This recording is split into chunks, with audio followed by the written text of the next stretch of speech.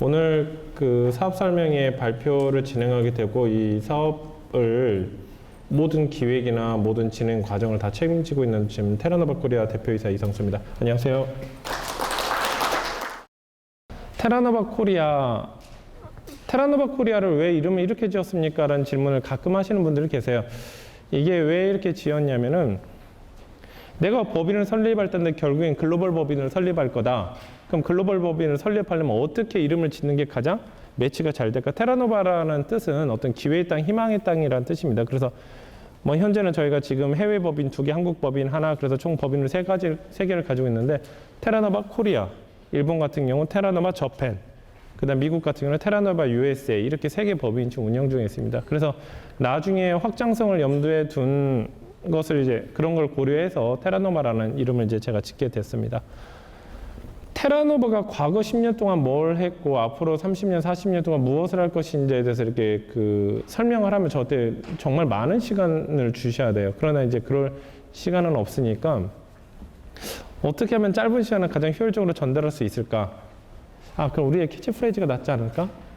캐치프레이즈를 보시면은 Frontiers of International E-commerce Hub입니다. 보통 이런 캐치프레이즈 많이 쓰죠. 리더라는 단어를 많이 쓰세요. 근데 저희는 창사 이래로 그 리더라는 말을 써본 적이 없습니다. 허브입니다. 허브. 그러니까 운하 있죠. 수에즈 운하라든가 그런 운하들의 역할이 뭡니까? 말 그대로 그 통로 역할만 하면 되는 겁니다. 그러나 얼마나 지정학적인 어떤 위치도 이점도 가질 수 있으면서도 어떤 수익적인 측면 모든 걸 다 가져갈 수 있어요. 그래서 내가 정말 최고가 되기 위해서는 리더를 목표로 잡기보다는 내가 허브로서 역할을 해야 되겠다. 해외에 있는 전자상거래 시장과 그 다음에 국내에 있는 제조업체들, 국내외에 있는 제조업체들의 허브가 돼야 되겠다. 그래서 해외 판로 쪽 같은 경우는 해외 창업을 희망하시는 분들을 육성을 시켜서 창업을 시키고 저희는 이제 제조업체라든가 아니면 유통업체의 어떤 고민을 알게 같이 공유를 해서 서로 동반 성장을 시키는 게 저희 테라노바의 역할입니다. 그래서 앞으로도 10년, 20년 뒤에도 저희가 직접 할 생각은 없습니다. 항상 저희 파트너의 돈을 벌고 같이 비즈니스가 커나가면 저희가 당연히 돈 법니다. 당연히. 저희 절대 자원봉사할 생각은 없습니다. 저희도 수익 다 가져갑니다. 그래서 어떤 비즈니스 모델이 되겠구나. 그러면 저희 캐치프레이즈를 이해하시면 가장 빠를 것 같습니다. 작년 이제 2015년도 이제 결산 재무제표 이제 내용입니다. 지금 현재는 이제 업종 평균 같은 경우는 저희 업종에 대한 평균 데이터고 그 다음에 2014년도 저희 회사 재무제표인데 파란색은 이제 평균치보다 훨씬 높은 내용들이고요. 빨간색은 평균치보다 약간 낮은 겁니다. 현재 다른 항목들 같은 경우는 다 좋습니다. 매출 원가율이라든가 영업이익률, 부채 비율, 차입금 의존도 모든 게 다 좋고 차입금 의존도가 작년에 조금 높습니다. 조금 높은데 뭐 다른 내용들은 뭐 별 문제는 없습니다.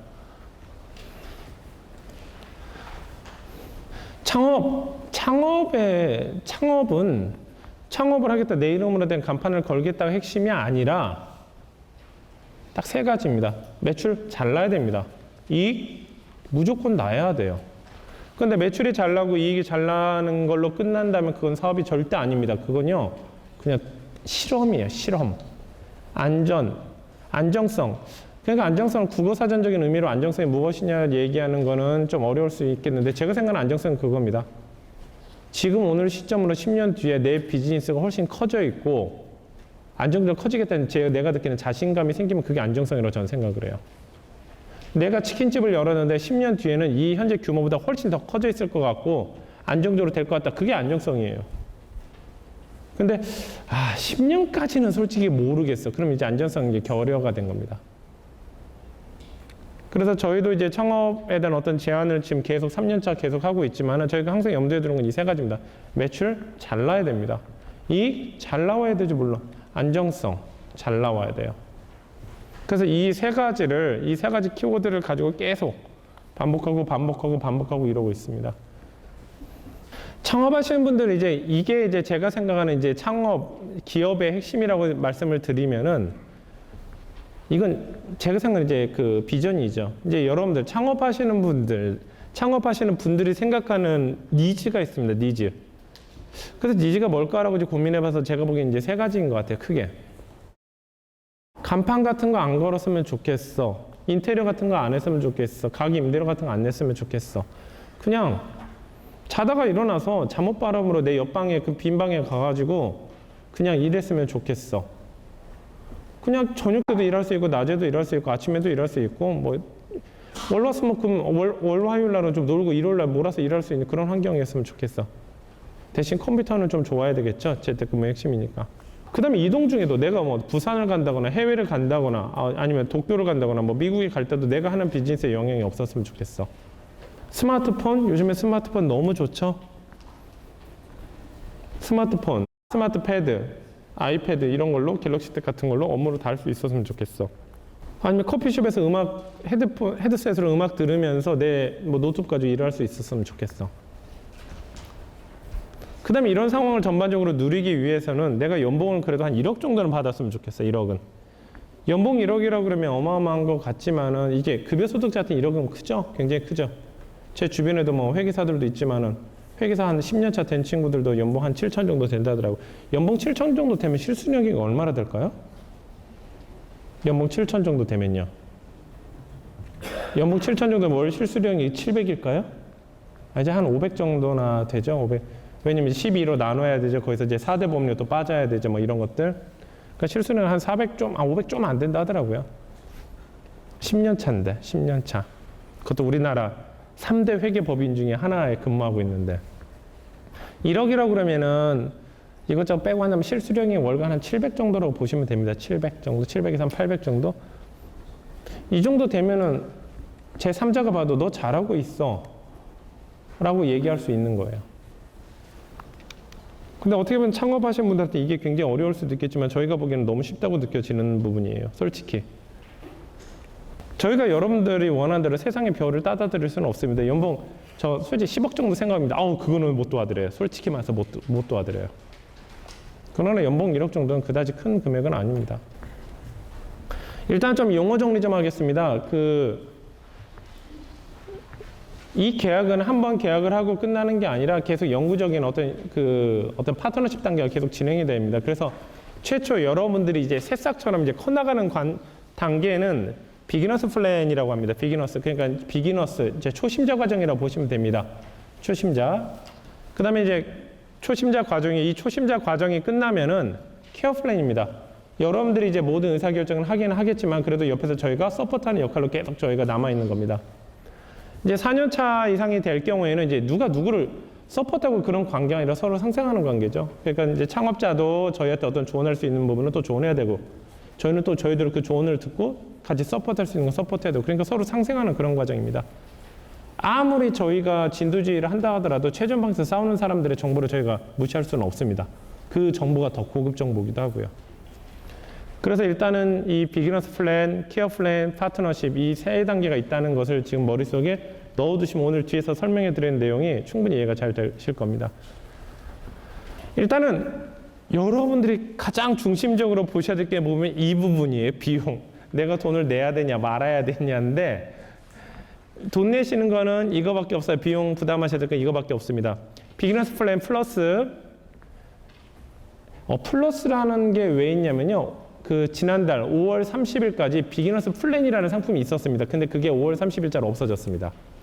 그래서 5월 1일부터 5월 31일까지는 비기너스 플랜이라는 상품과 비기너스 플랜 플러스라는 상품이 두 가지가 병행이 됐고 지난달 말 기준으로 비기너스 플랜이라는 서비스 상품은 없어졌습니다. 그래서 현재는 비기너스 플랜 플러스, 케어 플랜, 파트너십 세 단계가 있습니다. 먼저 비용 유료입니다. 비쌉니다. 엄청 비쌉니다. 6,500만 원이에요. 케어 플랜 같은 다 무료입니다. 그 다음에 구매 자금이나 그런 거 같은 경우는 이제 테라노마에서 이제 계속 유동성 자금 지원해 주는데 그 5,500 한도 내에서 다 움직입니다. 그래서 이거는 어떻게 보면 이건 제가 잘못 만들었습니다. 이거는 회원사입니다. 회원사. 그런데 이제 계속 여러분들이 직접 하셔야 될 부분이 있습니다. 뭐냐면 세무 신고랑 수출 통과는 여러분들이 직접 하셔야 됩니다. 당연히 그에 관련된 교육은 저희가 다 합니다. 모두 다 합니다. 대신 세무사는 좀 어렵진 않아요. 왜냐하면 세무 신고 같은 경우는 세무사를 계약을 하셔야 되니까요. 그런데 수출 통과는 여러분들이 직접 하셔야 됩니다. 그것도 어떻게 하냐면 직접 뭐 관세청이나 그런 건 아니고요. 관세청에서 운영하는 유니패스라는 전자통관 시스템이 있습니다. 교육을 받는 데는 좀 오래 걸립니다. 교육은 저희가 실제로 이제 교육하고 반복하고 첫 수출 신고까지 하는데 들어가는 시간이 한 20시간 정도? 왜냐면 첫 수출 신고할 때는 굉장히 또 오래 걸립니다. 그래서 한 20시간에서 30시간 정도 걸리는데 그 과정만 바로 넘어가면 한 장 수출 신고할 때마다 보통 걸리는 시간이 보통 한 30초 정도? 로그인해서 입력하고 엔터 치면 바로 끝납니다. 입력해야 될 항목은 굉장히 간단해요. 왜냐면 이 입력해야 될 항목이 140가지가 되는데 그걸 매번 입력하는 게 아니라 전날 거를 불러오기 한 다음에 한 6개에서 5개 항목만 수정해서 엔터만 치면 바로 그냥 수출 신고가 끝납니다. 그래서 실제적으로는 뭐 한 건 하는데 한 30초 정도 걸린다고 보시면 됩니다. 그 다음에 수출 신고는 한 달에 많이 하진 않아요. 많이 하면 한 달에 2번, 적게 하면 1번. 그러나 뭐 단점도 있습니다. 비용 무료예요. 단점도 있어요. 여러분들 스마트폰이나 갤럭시 탭이나 아이패드로는 안 됩니다. 반드시 윈도우 운영 체제 컴퓨터로만 됩니다. 그러니까 집에 있는 데스크탑이나 노트북으로만 수출 신고가 됩니다. 현재가 그래요. 익스플로러에만 최적화되어 있습니다. 그래서 그게 이제 단점이 있습니다. 해외 CS라든가 국제 배송이라든가 상품 소싱이라든가 그런 계정 관리 다 저희가 합니다. 그러면 내가 2년차, 3년차가 됐을 때 새로운 이슈가 생겼을 때 그거 누가 해야 되나 이렇게 물어볼 때도 그때도 기준이 명확합니다. 사장님들이 하셔가지고 생산성이 떨어져서 여러분들이 매출을 올리는데 어떤 부정적인 반응을 보일 것 같다. 그럼 다 저희가 합니다. 그러나 전혀 매출하고 상관없는 내용이다. 그럼 저희는 못 도와드려요. 하물며 2년차 때 그 신입 직원을, 신규 직원을 뽑는 것도 저희가 승인 여부를 결정합니다. 극단적인 경우에는 안 뽑고 저희 직원을 그냥 파트타임으로 해서 지원해드린다고까지 제안을 합니다. 왜 그럼 직원 한 명 뽑는다는 건요, 여러분들한테 엄청난 불이익을 갖게 돼요. 직원이 한 40명에서 41명 들어간다. 전혀 문제가 차이도 없습니다. 그러나 직원이 있냐 없냐는 여러분들이 해야 될 업무 영역과 시간이 종속되는 그런 여러 가지 변수들을 다 고려하면 엄청난 손해입니다. 그래서 직원들 또한 절대 고용하시지 못합니다. 만약 그것을 고집이 필 경우는 저희가 계약 해지를 요청할 수도 있습니다. 왜냐하면 여러분들이 쓸데없는 것을 하시면 안 돼요. 그럼 여러분들 매출 떨어진다는 얘기는 저희 회사 매출 떨어진다는 얘기랑 똑같은 얘기입니다. 비기너스 플랜 플러스는 계약 기간이 2개월입니다. 2개월 동안 모든 교육을 마치고 상품 배정까지 완료가 되는 거고요. 케어 플랜은 이제 상품 공급이 안정적으로 되는 거고요. 자본 대비, 여기서 이제 그 또 용어 정리 하나 더 하겠습니다. 수익률이라는 개념은 일반적인 유통거래에서는 내 판매가 대비 얼마 정도 수익이 남는거나 이런 개념인데, 저희가 이 지금 세팅을 해놓은 이 시스템은 상품 대비 얼마가 중요한 게 아니라 내가 투입된 자금에 얼마가 나한테 들어오느냐가 지금 핵심입니다. 그러니까 어떤 분들 같은 경우는 뭐 아들이 둘 있는데 하나한테, 각 아들한테 야 1억 1억씩 주는 거죠. 두 아들 다 10%씩 수익, 10%짜리 상품을 팔았습니다. 그럼 1년 뒤에 똑같이 잘 살까요? 똑같지 않아요. 절대로요. 제가 지금 말씀드리고 싶은 건 뭐냐면, 상품의 수익률만 가지고 의사결정하는 거는 굉장히 무식한 겁니다. 하나들 같은 경우는 수익률 10%짜리 상품인데 1년 동안 1회전 시켰습니다. 1억이라는 자금을 사가지고 한 번 회전시켰어요. 한 번. 근데 둘째 아들 같은 경우는 그래 똑같은 수익률 10%지만은 나는 월간 1회전 시켜야 되겠다. 그래서 연간 재고자산 회전율을 12회전 시켜야 되겠다. 그럼 하나들은 1회전 시키니까 1억을 가지고 1,000만 원을 버는 거죠. 하나들은 12회전 시켰으니까 10% 곱하기 12 하니까 120% 수익을 거둔 겁니다. 그래서 하나들은 1,000만 원 벌고 하나는 1억 2천 버는 거예요. 이런 것처럼 이 단순히 상품에 대한 마진율만 판단하는 게 아니라 저희는 이제 뭐라고 판단하냐면 인풋 대 아웃풋의 비율로 따지는 겁니다. 인풋 자금이, 유동 자금이 얼마가 들어갔을 때 12개월이 끝났을 때 12개월 뒤에 나한테 얼마의 자금이 회수가 되느냐. 그러니까 어떤 분들은 상품에 대한 마진율이 높은 제품을 자꾸 찾으려고 하지만 저희는 그것도 중요하지만 뭐도 중요하냐면 그게 상품의 회전율이 가장 높은 그 이유를 찾아내는 게 더 스킬이고 더 고급 능력입니다.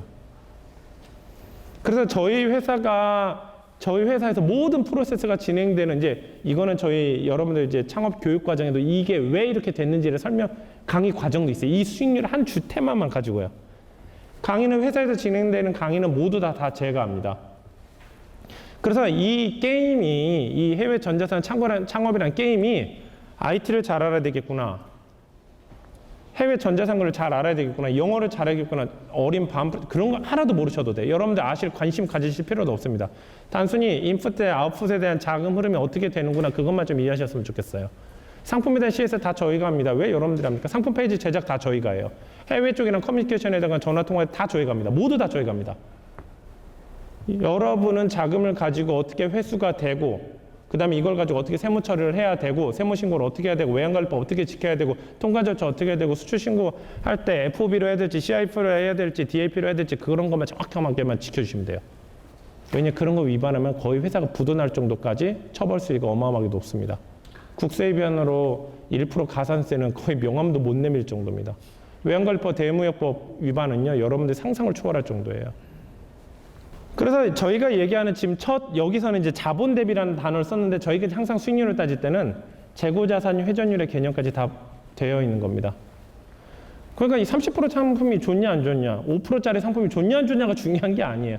30%짜리 상품인데 단위 기간 동안 1회전밖에 못 하는데 5%짜리 상품은 단위 기간 동안 20회전 할 수 있다. 5%짜리가 훨씬 좋은 겁니다. 그럼 누적 수익이 100%예요, 100%. 그러니까 이게 일반적인 장사 개념으로 접근하시면 이건 너무 어려운 비즈니스입니다, 솔직히. 그렇지만 교육 모두 다 하고 있습니다. 교육 다 하고 있고, 교육 이수 못 하시는 분 하나도 없으시고, 제가 교육할 때는 굉장히 재밌게 해요. 그 다음에 그런 샘플 강의 같은 거 유튜브에서 테라노바 검색해 보시면 제가 5분에서 10분 단위로 교육하는 스타일이나 그런 거를 넣는 걸 아마 보실 겁니다. 그 다음에 이런 교육에 대한 검증은 제가 무역협회라든가 코트라 쪽이라든가 정부기관 같은 데 강의를 합니다. 그런 것에서 그런 교육 퀄리티는 절대 걱정 안 하셔도 돼요. 일단은 전에 비기너스 플랜에 대한 차이는 이때 뒷페이지에 설명해 드리겠습니다. 최소 공급 단위는 5천만 원입니다. 그래서 계약금이 5천만 원이라고 보시면 되고, 이게 끝나는 게 아니라 부가세 10%가 포함되어 있습니다. 5,500만 원입니다. 그 다음에 이 자금은 모두 다 상품 매입 자금으로 쓰입니다. 모두 다. 저희한테 주셔야 될 따로 그런 비용은 없어요. 당연히 뭐 교육 비용이라든가 그런 것도 저희한테 주셔야 될 필요 없고, 시스템 이용료라든가 추가 비용 하나도 없습니다. 세금 계산서 항목에도 상품 공급 대금으로 5,500만 원인 겁니다. 그러면 상품 안 팔리면 어떡합니까? 전부 다 저희가 매입합니다. 전부 다 환불 처리되고, 다 매입하고, 뭐 이렇게 위약금 같은 거 이렇게 뭐 어느 정도 이렇게 위약금 내고 해야 되는 전에가 아니에요. 전부 다 100% 환불입니다. 그런 개념은 아니에요. 그렇게 돼 있고, 보통 현재 이제 매달 평균치가 혹시나 작년부터 이 사업 설명회 계속 보셨던 분들 혹시나 계실 겁니다. 왜냐하면 사업 설명회 영상은요, 저희가 매번 공개를 하고, 결국에는 계약이 뭔가 안 됐을 때 저희 사업 설명회 했던 동영상을 가지고 저희한테 책임을 추궁할 수 있다고 저희는 항상 생각을 하고 있어요. 그 다음에 이거 하신 거 유튜브에서 다운로드도 가능합니다. 다운받아서 컴퓨터 그냥 가지고 계셔도 돼요. 제가 나중에 거짓말 하는지 안 하는지 이걸 검증하셔도 돼요. 그러다 보니까 사업 설명회 이 강의 파일은요, 매달 바뀝니다. 매달 바뀌는데 어떻게 바꾸냐? 가장 최신 데이터로 바꿉니다. 최신 데이터. 현재 2015년도 4월 기준으로 유동자금, 그러니까 이제 결국엔 유동자금 게임입니다. 유동자금이 뭐죠? 판매가 일어나면은 상품을 미리 매입을 해야죠. 왜냐하면 판매 대금 나중에 들어오니까. 거기에 들어가야 되는 그 유동자금을 말씀드리는 겁니다. 그러니까 유동자금과 비용은 틀립니다. 여러분들이 사무실을 운영해야 된다거나 아니면 뭐 자동차 유지라든지 이런 건 다 비용이에요. 비용은 점점 없어지죠. 근데 유동자금은 그냥 계속 돌고 도는 거예요. 윤활유처럼요. 없어지는 게 아닙니다. 그래서 현재는 유동자금의 6배수 정도가 연 매출 정도로 보시면 됩니다. 그러니까 1월 1일 날 1억이라는 자금이 있다. 그럼 연 매출 추정 예상 매출은 한 6억 정도로 보시면 되고요. 그 다음에 순이익 같은 경우는 유동자금 1억 정도 있다. 그럼 한 110% 한 1억 1천 정도가 12월 31일 정도에 떡 집계를 해봤을 때 110% 정도가 된다라고 보시면 됩니다. 당연히 플러스 마이너스 5천 원 있습니다. 현재 플러스 마이너스 5천 원 약 한 20% 정도, 가장 적게는 약 90% 정도, 그 다음에 가장 많게는 한 130%에서 150%까지 되고 있습니다. 그런데 여기서는 지금 현재 제가 90%로 잡았죠. 항상 사업 이런 내용은 항상 미니멀하게 발표를 해야지 저희도 나중에 책임 추궁을 안 합니다. 그러나 꼭 우리 회원사들 보면은 꼭 제가 꼭 얘기해요. 상품 배정할 때. 저희가 가이드라인 잡아야 되는 이 최소 미니멈 마진, 이 미니멈 수익률만 넘어가면 저희한테 책임을 묻지 말아 주십시오. 그러는데 나중에 꼭 진행하다 보면 조금만 수익률이 떨어지면은 대표님 맞긴 맞는데요. 그러면서 점점점점. 카톡에서 점점점점 이게 무슨 뜻입니까? 대표님 말씀이 맞긴 한데요. 점점점점. 제가 그때 약속해 드리는 거는 지켰지 않았습니까? 맞죠. 점점점점. 화장실 들어갈 때 틀리고 나올 때 좀 틀려요. 그래서 그런 것만 좀 지켜주시면 됩니다. 그래서 그 유동자금 110%의 연수익이 이렇게 보시면 됩니다. 그렇다고 해서 여러분들이 비용적으로 생각하셔야 될 거는 크게는 세무사비 내셔야 돼요. 세무사비는 110만 원 정도 될 거고, 결산할 때 조종료, 세무 조종료 좀 내시겠죠? 그거 포함 안 돼 있고요.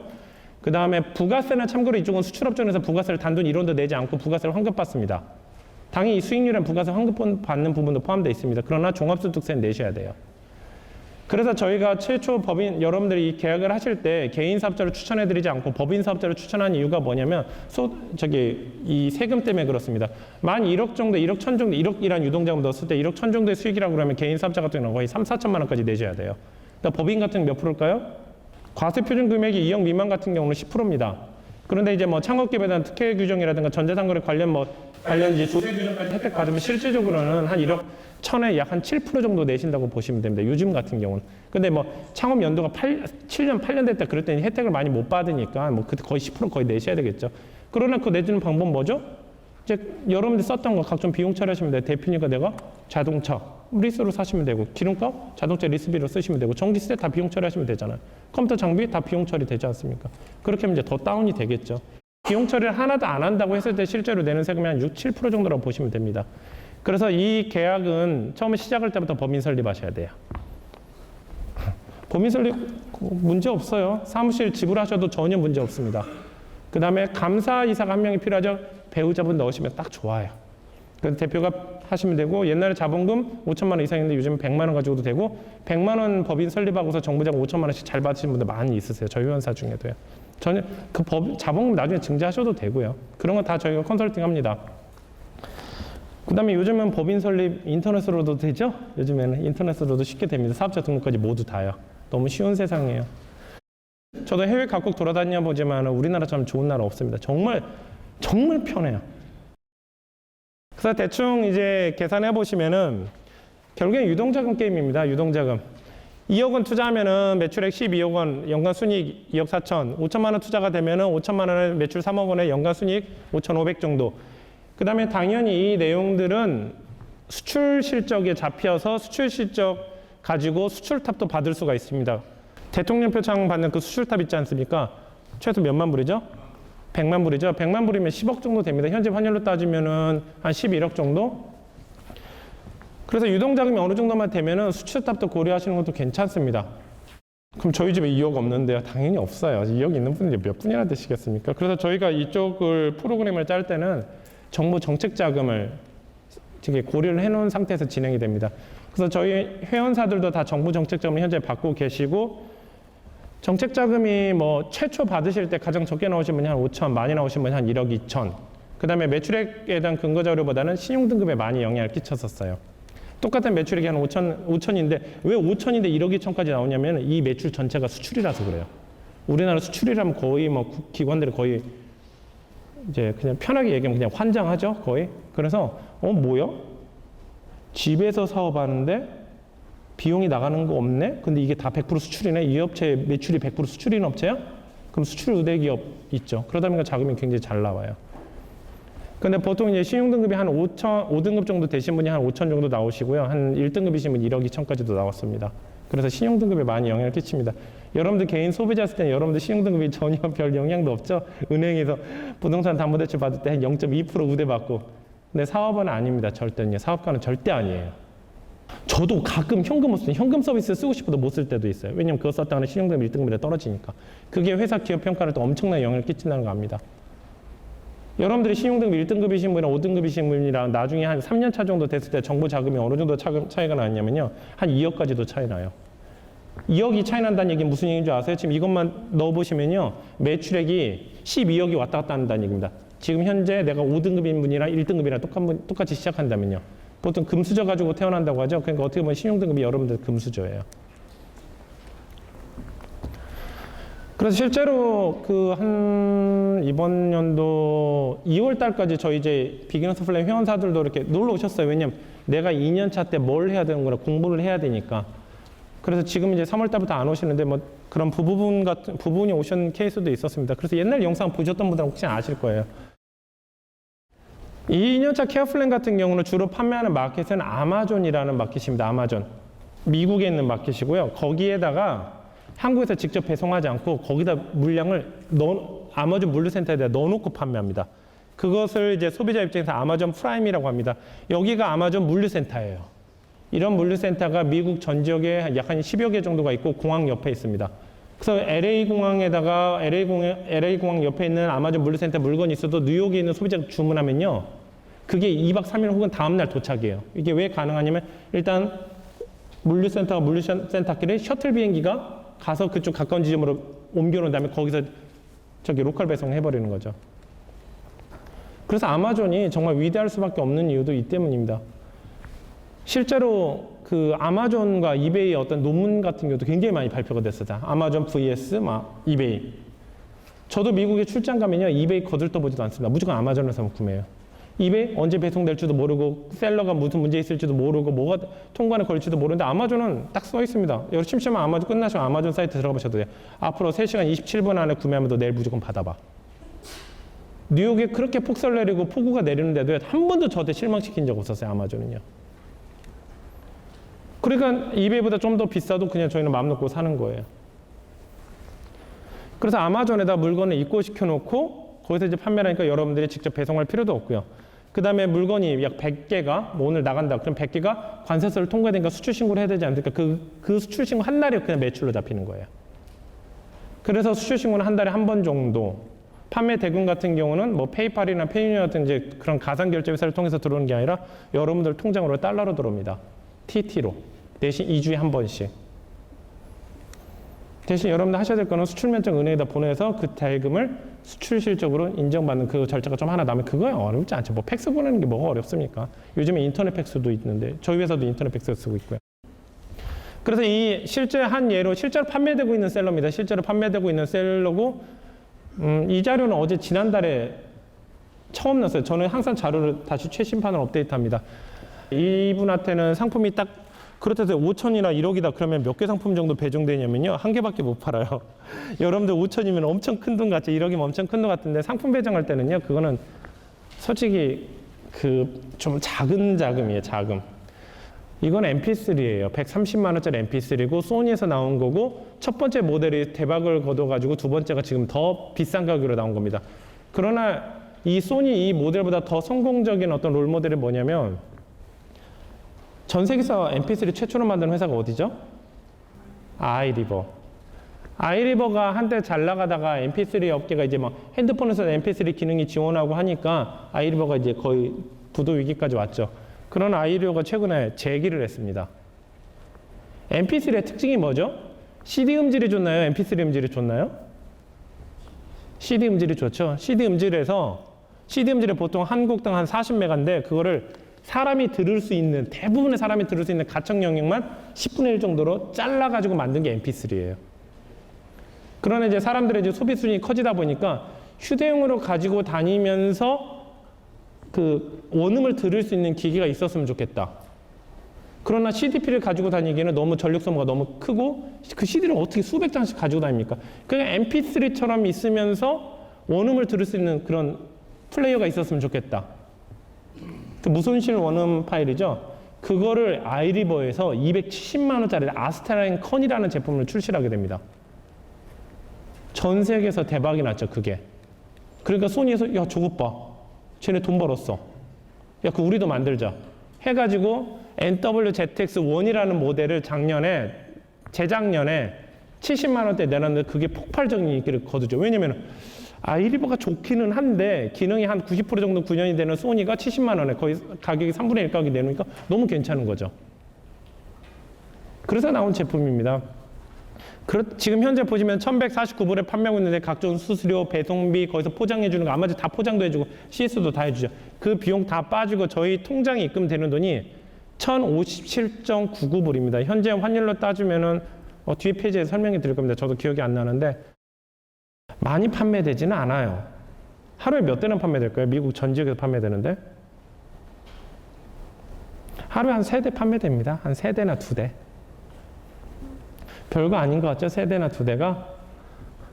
지금 보시면 현재 환율로 1087원을 이거는 지난달에 만든 자료라서 그런데 오늘 환율이 정확히 어떻게 되냐면 아까 제가 말씀드렸죠? 오늘 기준은 1,112원입니다. 97원. 지금 한 3%가 더 뛰었어요, 현재가. 그러니까 지금 현재 이분이 월간 추정했던 그 수익보다는 현재 한 달 전, 약 한 25일 전보다 3%가 전체 수익이 더 커진 상태입니다. 환율 1,087원, 배송비 같은 경우는 한 상자씩 보냅니다. 한 상자씩 보내다 보니까 배송비는 4,000원밖에 안 합니다. 미국 현직 아마존까지 입고시키는데 모든 비용이요. 그래서 114만 8,900원인데 매입가가 90 몇만 원대인데 이건 100% 부가세를 환급받습니다. 무조건 환급받아요. 대신 수출면장 다 그 제출해야 되는데 그거는 세무사한테 제출하시면 되고, 부가세를 개인사업자처럼 6개월마다 하는 게 아니라 부가세가 6개월 동안 환급을 못 받는다 그러면 그 자금이 누적이 되겠죠. 그래서 어떻게 합니까? 수출기업에 한해서는 1년 12달 1월부터 12월 달까지 매달 신고를 할 수 있습니다. 그래서 매달 신고를 하면 25일까지 신고하면 다음 달 10일 전에 부가세가 무조건 통장에 입금이 됩니다. 그리고 절대 떨지 않으셔도 돼요. 국세청에서 돈이 입금된다고 바들바들 떠시는 분들 계시는데 절대 안 떠셔도 돼요. 그냥 받으시면 됩니다. 저도 처음에 부가세 환급 받을 때 바들바들 떨었는데 절대 안 그래요. 지금 하루만 늦으면 세무서에다 전화해서 짜증내죠. 왜 환급 안 해주냐고. 그래서 현재 환급이 된 금액입니다. 그래서 11만 114만 8,900원에서 80만 8,000원이니까 27만 원인데 현재는 3%가 더 뛰었으니까 27만 원을 3% 하면 대충 얼마일까? 한 만 원 정도 되나요? 그럼 현재는 한 개당 28만 원 정도 수익이 난다고 보시면 하루에 세대면 얼마죠? 한 70만 원 정도 난다고 보시면 됩니다. 추정 매출액 같은 경우는 114만 8,900원, 하루에 3대 정도 판매된다 했을 때 1억 340만 원 정도고, 그 다음에 2대 정도, 미니멀하게 2대 정도 판매된다고 봤을 때는 6,893만 원입니다. 이분은 유동자금이 얼마가 들어갔냐면요. 이거는 100개 단위가 그 MOQ입니다. 최소 주문 수량이 100개가 얼마냐면 약 9,700만 원 정도 됩니다. 9,600만 원. 그러니까 이분은 얼마 넣었다는 얘기죠? 1억 들어갔다는 얘기예요. 정부 자금 받으셨어요. 개인 자금이랑 정부 자금 혼합해서 들어간 케이스입니다. 그래서 현재는 수출 신고 한 달에 한 번 정도 하고 있고요. 그 다음에 이 판매 대금이 2주마다 계속 들어오고 있고, 재고 어느 정도 떨어질 것 같으면 또 추가 발주 넣어서 하면 되고, 추가 발주 넣을 때 100단위 안 하셔도 됩니다. 처음에만 MOQ 맞추셔도 그다음부터는 원하시는 만큼만 그냥 구입하시면 됩니다. 그렇다 해서 이건 CS랑 상품 페이지 만드는 거나 등록 다 저희가 합니다. 회원사는 절대 안 해요. 절대로. 그래서 요즘은 이분은 뭐 하고 계시냐면 세무학원 다니고 계세요. 재무제표에 대해서 좀 공부를 하고 싶다고. 비전공자세요. 그냥 공대 나오셨어요. 그래서 요즘은 세무 자격증 학원 다니셔서 제가 요즘에는 이제 재무제표 이렇게 이런 숙제 같은 거 내고 그냥 장난식으로 이렇게 이것저것 물어보고 하고 있는 상태입니다. 100% 모든 과정 공개됩니다. 안정화 시기까지 모든 인력과 마케팅 지원이 되고요. 그 다음에 경영 운영 관련하는 모든 교육은 다 유튜브로 해서 진행이 됩니다. 그러나 유튜브는 공개된 유튜브는 아니고 비공개된 유튜브고, 강의를 한 강의 이수하면은 그 과제를 다 제출하셔야 됩니다. 그에만 다음 강의를 저희가 오픈해드려요. 지금 현재 오늘 기준으로 29강까지 돼 있는데 29강 강의를 여러분들 들으실 수 있게 한 번에 다 열어드리는 거 아닙니다. 그러면 여기 앉아 계신 분들 한 분도 안 들어요. 절대로. 그래서 강의를 한 강의 이수하시고 그 과제를 이수하시면 다음 강의 들으실 수 있고, 그 다음에 동영상 교육의 장점은 운동하면서 들을 수 있고 무한반복해서 들을 수 있고 차에서도 들을 수 있고 다 좋은데 뭐죠? 귀는 열어놓고 이제 뉴스도 검색하고 이메일도 검색하고 이렇습니다. 저도 그래요, 솔직히. 그래서 그걸 막기 위해서 저희가 그 일정 어느 타이밍에 암호키 값이 한 3초 정도 보여주다가 싹 사라집니다. 그게 한 장이 들어갈 때도 있고 5장이 들어갈 때도 있어요. 그걸 모두 다 제출해 주셔야 돼요. 그러니까 모니터에서 절대 눈을 떼시면 안 됩니다. 그래서 그걸 다 이수하셔야지만 상품 배정이 됩니다. 왜냐하면 그게 거기 나와 있는 내용들이 여러분들이 하셔야 될 의사결정이라든가 관련 법률이라든가 모든 내용이 다 포함이 되어 있습니다. 그래서 그걸 어기시면은 저희가 못해요. 그 다음에 추가 비용은 없습니다. 당연히 추가 비용 없고 2년차, 3년차 때 저희한테 내야 될 비용. 야, 너 그렇게 하다가 뭐 이렇게 어떤 상품 서비스 제공하면서 뭐 이렇게 얼마 추가 비용 내라고 하지 않겠냐? 그런 거 없어요. 참고로 이 비기너스 플랜이 2013년도부터 시작이 됐는데 2014년 작년 6월달, 7월달까지만 해도 저희가 어떻게 설명을 했었냐면요. 1년차가 끝나고 케어 플랜부터는 상품 페이지는 여러분들이 만드셔야 되고 CS는 여러분들이 하셔야 됩니다. 라고 제가 말씀드렸어요. 그러나 지금은 그때 계약하신 분들 모두 다 마찬가지예요. 그 업무도 저희가 다 가져오겠다고 지금 얘기하는 상태입니다. 원래들은 어떡하죠? 새로운 서비스 만들어 추가 비용을 받는 그런 거 아니에요. 왜 그거 받아봤자 얼마나 되겠습니까? 그래서 저희는 계속 고민 중이에요. 어떻게 하면 여러분들한테 일을 뺏어올까 고민 중입니다. 그래서 그 뺏어와서 여러분들의 매출액이 올라갈 수 있다면요. 지금 계약서에 없는 내용들 더 추가될 거예요, 아마. 그러면 저희는 이제 테라노마의 수익 모델은 어떻게 되냐? 보통 저희가 그 작년 말까지만 해도 저희가 여러분들한테 상품 공급할 때 가져가는 마진을 저희가 한 8% 정도를 발표하는데 현재 요즘은 10% 정도 저희가 확보를 하고 있습니다. 그래서 저희가 1회 공급할 때 저희가 마진 붙여서 팔아요. 그러니까 저희가 여러분들이 저희한테 많이 상품을 많이 매입을 하면 할수록 저희는 그만큼 수익이 커지는 겁니다. 그래서 저희는 이제 상품 공급 마진을 가져가고 그 다음에 반품이라든가 안 팔리는 경우 그 다음에 재고 자산 회전율을 낮추는 어떤 액션을 막기 위해서 저희가 상품을 모두 다 검증을 하고 저희가 테스트 판매까지 모두 다 거친 제품들만 드립니다. 상품에 대한 어떤 노하우, 과거 전 모델과의 관계, 이 제품이 왜 나왔는지 어떤 히스토리를 분석하고 경쟁 모델을 공략하기 위해서 만들어졌는지 뭐 그런 것까지 다 분석합니다. 실제로 판매된 데이터도 저희가 전산실에 다 집계를 하고요. 그 다음에 상품은 회원사끼리 절대 중복이 되지 않습니다. 독점이에요. 그 다음에 회원사끼리 상품이 중복되면 어떡합니까? 절대. 여러분들이 1억씩 가지고 계신다 하더라도 현재는 회원사 수가 한 20개 사 정도 되는데 300개 사까지만 저희가 모집하고 계약을 이 시스템은 없어집니다. 더 이상 사업 설명은 안 해요. 근데 이 올해 한 8, 9월이면 끝날 것 같습니다. 느낌이 한 10월 달까지 넉넉하게 보면은 왜 그러냐면은 창업하시는 분들 열심히 키워가지고 매출액 30억 올리는 한 10억 올리는 것보다는 이 서비스 한 20억 정도 매출 올리신 분 30억 올리는 게 훨씬 쉬워요. 저희한테는요. 그래서 300개 사면 충분하겠다 생각했고 그게 2014년도 때 첫 사업 설명 때도 발표를 했었습니다. 저희는 300개 사면 충분합니다. 근데 이게 지금 거의 마무리 단계예요. 현재는. 그래서 300개사가 된다 하더라도 실제로 요구되는 상품 같은 경우는 한 300개에서 400개 정도 되는데 현재 저희 데이터베이스는 현재 오늘 기준으로 저희 배정할 수 있는 상품 데이터베이스가 한 7,000개 정도 됩니다. 총 모수 데이터는 약 50만 개, 실제로 한 번이라도 판매된 상품 수 같은 경우는 한 2만 개에서 3만 개, 그 중에서 2년차 케어플랜한테 배정될 수 있는 상품은 약 한 7천 개 정도. 그러니까 여러분들이 필요로 하는 상품 수보다는 보통 한 20배에서 30배 수 정도는 저희가 항상 가지고 있습니다. 그 다음에 한 번 배정이 되면은 그걸 가지고 2, 3개월 내에 회전되는 건 아니고요. 보통 상품이 한 번 출시가 되면 최소 1년, 많게는 3년까지 그 상품이 단종이 안 되고 계속 판매가 됩니다. 그러다 보니까 지금 현재 오늘 기준으로 상품 배정이 돼가지고 다른 상품으로 체인지 되신 분은 지금 현재 단 한 분도 안 계십니다. 그런데 이제 저희가 이제 여러분들한테 요구하는 조건들이 있습니다. 일단은 신용등급이 5등급 이상이신 분만 됩니다.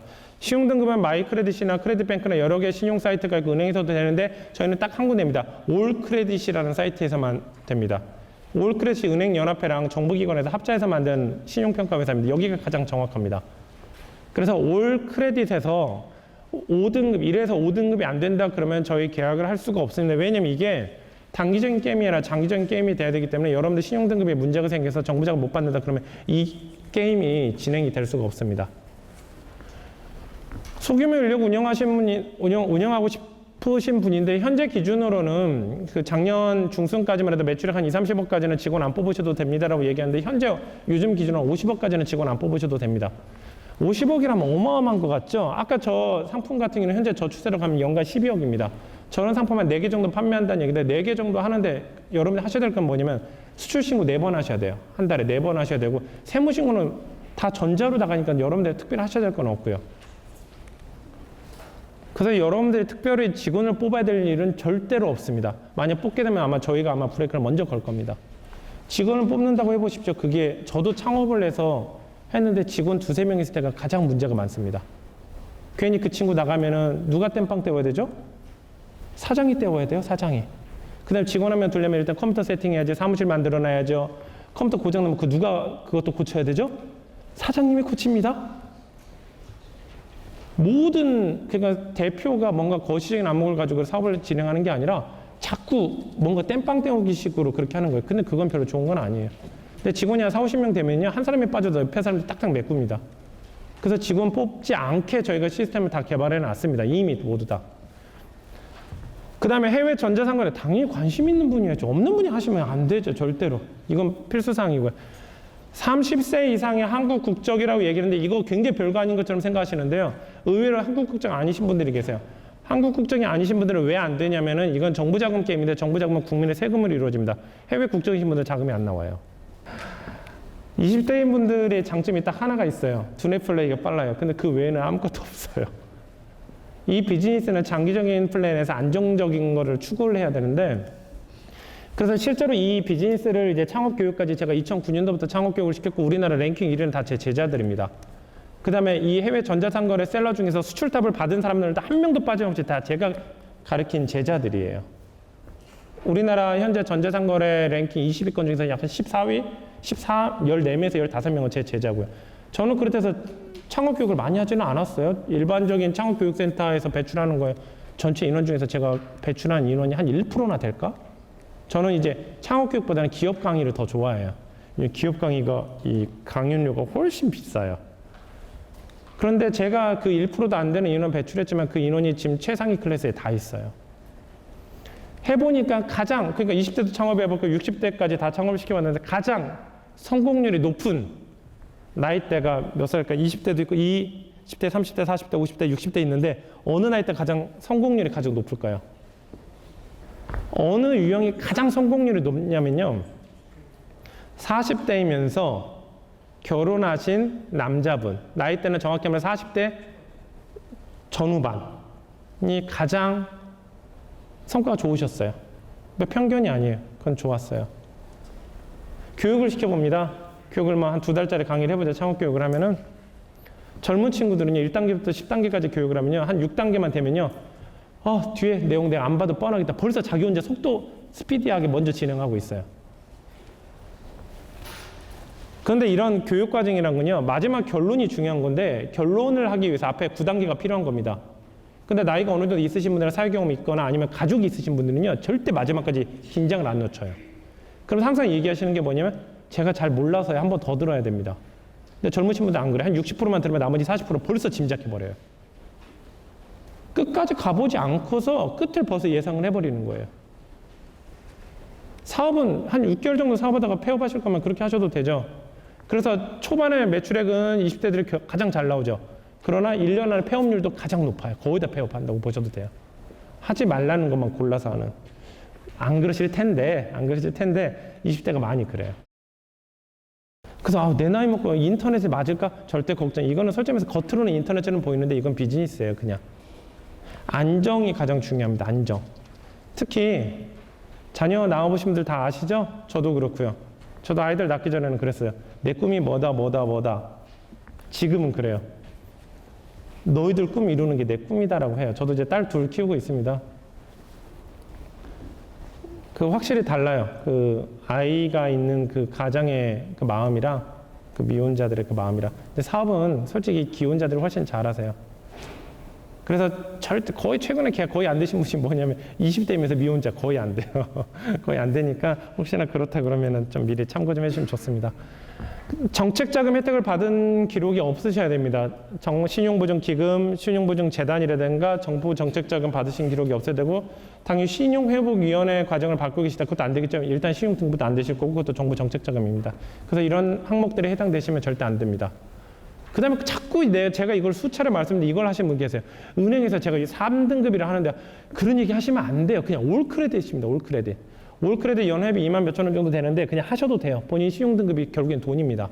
그 돈 내고 하셔도 돼요. 무료로 3번까지도 무료로도 볼 수 있고요. 그래서 어떤 백그라운드 부분이 이분 좀 안 될 것 같다라고 얘기하는데 신용등급이 1등급이라서 계약이 진행되신 분도 계세요. 왜냐면 그 1등급이라는 거는 정말 그 분의 어떤 과거의 히스토리를 정말 증명하는 겁니다. 증명하는 거니까 신용등급 반드시 중요합니다. 그래서 지난달 5월 30일까지 존재했었던 비기너스 플랜과 이제 이번 달부터 이제 저번 달부터 시작이 됐었죠. 비기너스 플랜의 차이는 현재 이렇게 되어 있습니다. 비기너스 플랜 같은 경우는 12개월입니다. 그 다음에 비기너스 플랜 플러스는 2개월, 비용은 3천만 원은 5천만 원이고 상품 이 계약서 내용이 틀립니다. 비기너스 플랜 플러스는 상품 공급 계약이고요. 그 다음에 비기너스 플랜은 용역 계약입니다. 뭐에 대한 용역이냐면 여러분들의 이베이 계정을 만들어주고 여러분들 매출을 일으켜주는 둘 다 혼합이 되어 있는 용역 계약입니다. 상품에 대한 세금 계산에서 오고 가는 게 아니라 저희의 인력이나 인프라를 제공하는 용역 서비스입니다. 그 다음에 이베이 계정 같은 경우는 이제 비기너스 플랜을 생성을 하고 그 다음에 이쪽은 미생성이죠. 그러다 보니까 조금 리스크가 비기너스 플랜이 더 높아요. 왜냐면 이제 포트폴리오 그러니까 달걀을 여러 바구니 담아라 그 얘기인데 그러니까 아마존 이베이 둘 다를 할 수 있는데 비기너스 플랜 플러스는 아마존만 진행이 됩니다. 그래서 그런 부분을 이런 어떤 리스크 부분을 혹시나 생길지 모르는 리스크 부분을 저희가 해결하기 위해서 현재 알리바바 쪽이라든가 아마존, 캐나다 아마존 쪽이라든가 라쿠텐이나 타오바오 쪽, 호주 쪽을 또 열어 드릴 거고, 그 다음에 작년 12월 30일까지 테스트가 끝난 마켓이 알리바바랑 뉴에그라는 이제 IT 쇼핑몰 굉장히 큰 회사가 좀 전 미국에서 랭킹 3위 안에 드는 쇼핑몰인데 거기는 다 끝났습니다. 입점이. 그래서 가장 큰 핵심은 비기너스 플랜 플러스 플랜은 기간이 2개월로 단축이 되고 순위 이베이 계정을 생성한다 안 한다 이 차이가 있다고 보시면 됩니다. 손익분기점 같은 경우는 이 교육이 끝나야지만 손익분기점이 발생하지만 이 비기너스 플랜 플러스는 3개월 만에 달성이 되고, 계약 종료 같은 경우는 교육을 모두 다 이수하시면 바로 상품 배정이 들어갑니다. 그래서 바로 그냥 상품 판매를 바로 진행하실 수 있는 거고, 저희도 솔직히 이 부분에서 많이 조금 염려를 하고 있습니다. 왜냐하면 여기서는 플랜은 1년이나 시간 동안 차근차근 교육을 받으세요. 차근차근. 근데 이쪽은 굉장히 정신없어요. 여러분들 교육만 받는 거 아닙니다. 그 교육 과제 이수하기 위해서 관세청도 가셔야 되고요. 관련 통관 고유번호부터 해가지고 모두 다 하셔야 돼요. 세무사 계약, 그 다음에 주거래은행 계약부터 모두 다요. 그러니까 지금 60일이라 그러면 약 지금 현재 30강까지인데 30강 이틀에 하나씩 처리해야 된다는 얘기입니다. 일반적으로 비기너스 플랜 회원사들 같은 경우는 강의 하나 이수하시는데 어떤 분은 8시간 동안 이수하시는 분 계세요. 하고 계속 필기하시는 거예요. 그다음에 제가 말이 좀 빠르죠? 강의 내용 굉장히 많다는 얘기예요. 근데 이쪽은 이제 숙성 과정을 하다 보니까 이제 거기서 이제 건너올 수가 있겠죠. 세무조사 받는다. 세무조사 모아서 1억 추정당했다. 그 1억 추정당했다는 1억은요, 안 냈던 거 내는 겁니다. 그건 내야 되는 거고. 그럼 벌금이 있죠. 그 벌금은 이제 국세청에서 가산세라는데, 가산세는 얼마나 될까요? 가산세 몇 프로죠? 국세청 세무조사 받았을 때 가산세요. 탈세했을 때. 1%밖에 안 돼요. 세무조사 무서운 게 뭡니까? 일을 못해서 무서운 거지. 그 가산세 1%가 무슨 돈입니까? 1억에 겨우 100만 원밖에 안 되는데. 근데 여러분들 수출면장 같은 경우는 얼마나 무서운지 한번 볼까요? 수출면장이 한 장당 400만 원이에요. 장당. 일반적인 이베이 셀러 같은 경우는 수출 신고 많이 할 때 한 달에 한 300건씩도 수출 신고합니다. 300건 곱하기 400만 원 얼마냐면 12억이에요.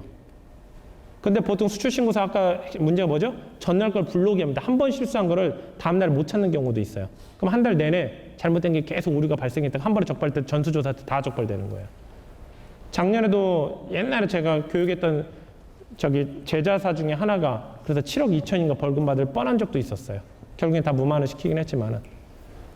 그거보다 더 심한 거 뭘까요? 그보다 더 심한 거. 외환관리법 위반입니다. 외환관리법 위반은 여러분들 매출 전체를 다 벌금으로 매기기도 합니다. 국내는 이게 상계 처리가 되는 거예요. 예를 들어서 상품 공급을 1억을 하고 그쪽에서 상품 공급 1억을 가져왔습니다. 서로 세금 계산도 주고받고 야 서로 퉁치자 이렇게 돼요. 이건 원래 합법이에요. 상품, 그러니까 현물 교환하는 거죠. 당연히 합법이에요. 근데 미국에도 제가 이제 한국에 있고 미국에 있는 바이어가 있는데 제가 10억 원어치 수출하고 제가 10억 원어치 수입했습니다. 연말에. 야, 우리 대금 송금하기 귀찮고 금액도 똑같으니까 서로 퉁치자. 그렇게 합시다. 딱 그러면 이제 다음날 뉴스에 나오는 겁니다. 20억 원대 환치기 범위 일단 구속. 그럼 벌금 어느 정도 나오냐면요. 거의 20억 거의 다 나와요. 거의 다. 이게 왜 그러냐면 환치기나 외환관리법은요. 소득이라든가 테러 자금이라든가 굉장히 악성적으로 쓰일 수 있는 여지가 굉장히 많습니다. 제가 수입을 했는데 외화 덜 보내면 좋지 않아요? 그거 다 적발이에요. 외환관리법의 원칙은 받을 거 받고 나갈 거 나가야 돼 무조건. 그래야지만 그 히스토리가 남고 기록이 남아야 됩니다. 그래서 그런 논리로 많은 분들이 저보고 왜 중국 쪽 비즈니스 안 합니까? 그런데 중국 쪽은요 외환관리법 FM대로 못해요. 중국에다 법인 설립할 때 100% 잡으면 못합니다. 전 세계 대부분의 나라가 저희 지분 100%로 만들 수 있어요. 일본도 제 지분 100%로 돼 있고 미국도 마찬가지입니다. 근데 중국은 안 돼요. 무조건 현지인이 51% 가져야 되고 외지인이 49%. 삼성전자를 할지라도. 그래서 FM대로 하기에는 한계가 많습니다. 그래서 중국 쪽은 쳐다보지도 않고 전 중국 말고 다른 시장도 굉장히 큽니다. 중국은 저가가 잘 팔리지만 저희는 고가 쪽을 좋아해요. 작고 비싼 거. 그래서 그 상품 세금 계산서 같은 상품 매입 대금이고 그다음 비즈니스 플랜은 용역 서비스 비용입니다. 그래서 뭐 저희 이런 교육을 이수하는데 그러면 이 교육 대금을 내야 될 그런 건 아니고요. 교육을 이수한 분들한테만 상품 계약이 되고 그다음에 이 비즈니스 플랜 계약서의 범위는 교육을 다 마치고 처음 상품 배정이 딱 끝나면 바로 계약은 종료가 됩니다. 그럼 2년 차는 케어 플랜은 다시 계약서를 다시 쓰셔야 돼요. 상품 공급 계약을. 상품 공급 계약서는 뭐 저희 회사에서 제시하는 계약서 있지만 핵심은 이겁니다. 그냥 어느 계약서를 가져오셔도 공정위 표준 계약서나 다 가져오셔도 돼요. 상호가 동등한. 거기다 특약 조건을 몇 가지를 넣었습니다. 첫 번째, 저희가 공급해드리는 상품을 가지고 내수로 쓰시면 절대로 안 됩니다. 반드시 수출하셔야 됩니다. 내수로 쓰시면 저희 상품을 공급 유통업자는 계약 위반이에요. 또 그 다음에 저희한테 반드시 구매 확인서라는 걸 떼주셔야 됩니다. 그러니까 내가 해외에다 수출했는데 이거를 해외 수출 목적으로 테라노바 코리아한테 샀어요라는 관세청 공문서입니다. 그걸 끊어주시면 저희가 수출기업이 돼요. 그러니까 저희가 해외에다 물건을 안 보내도 제가 수출 목적으로 사장님들한테 상품을 공급해도 저희 회사가 수출기업으로 바뀝니다. 그 다음에 법률 위반이 생길 경우는 계약이 100% 해지가 되고 상품은 독점이 되고, 그 다음에 이거를 국내 리셀 목적으로도 파셔도 안 돼요. 제3자한테. 반드시 최종 소비자한테만 파셔야 됩니다.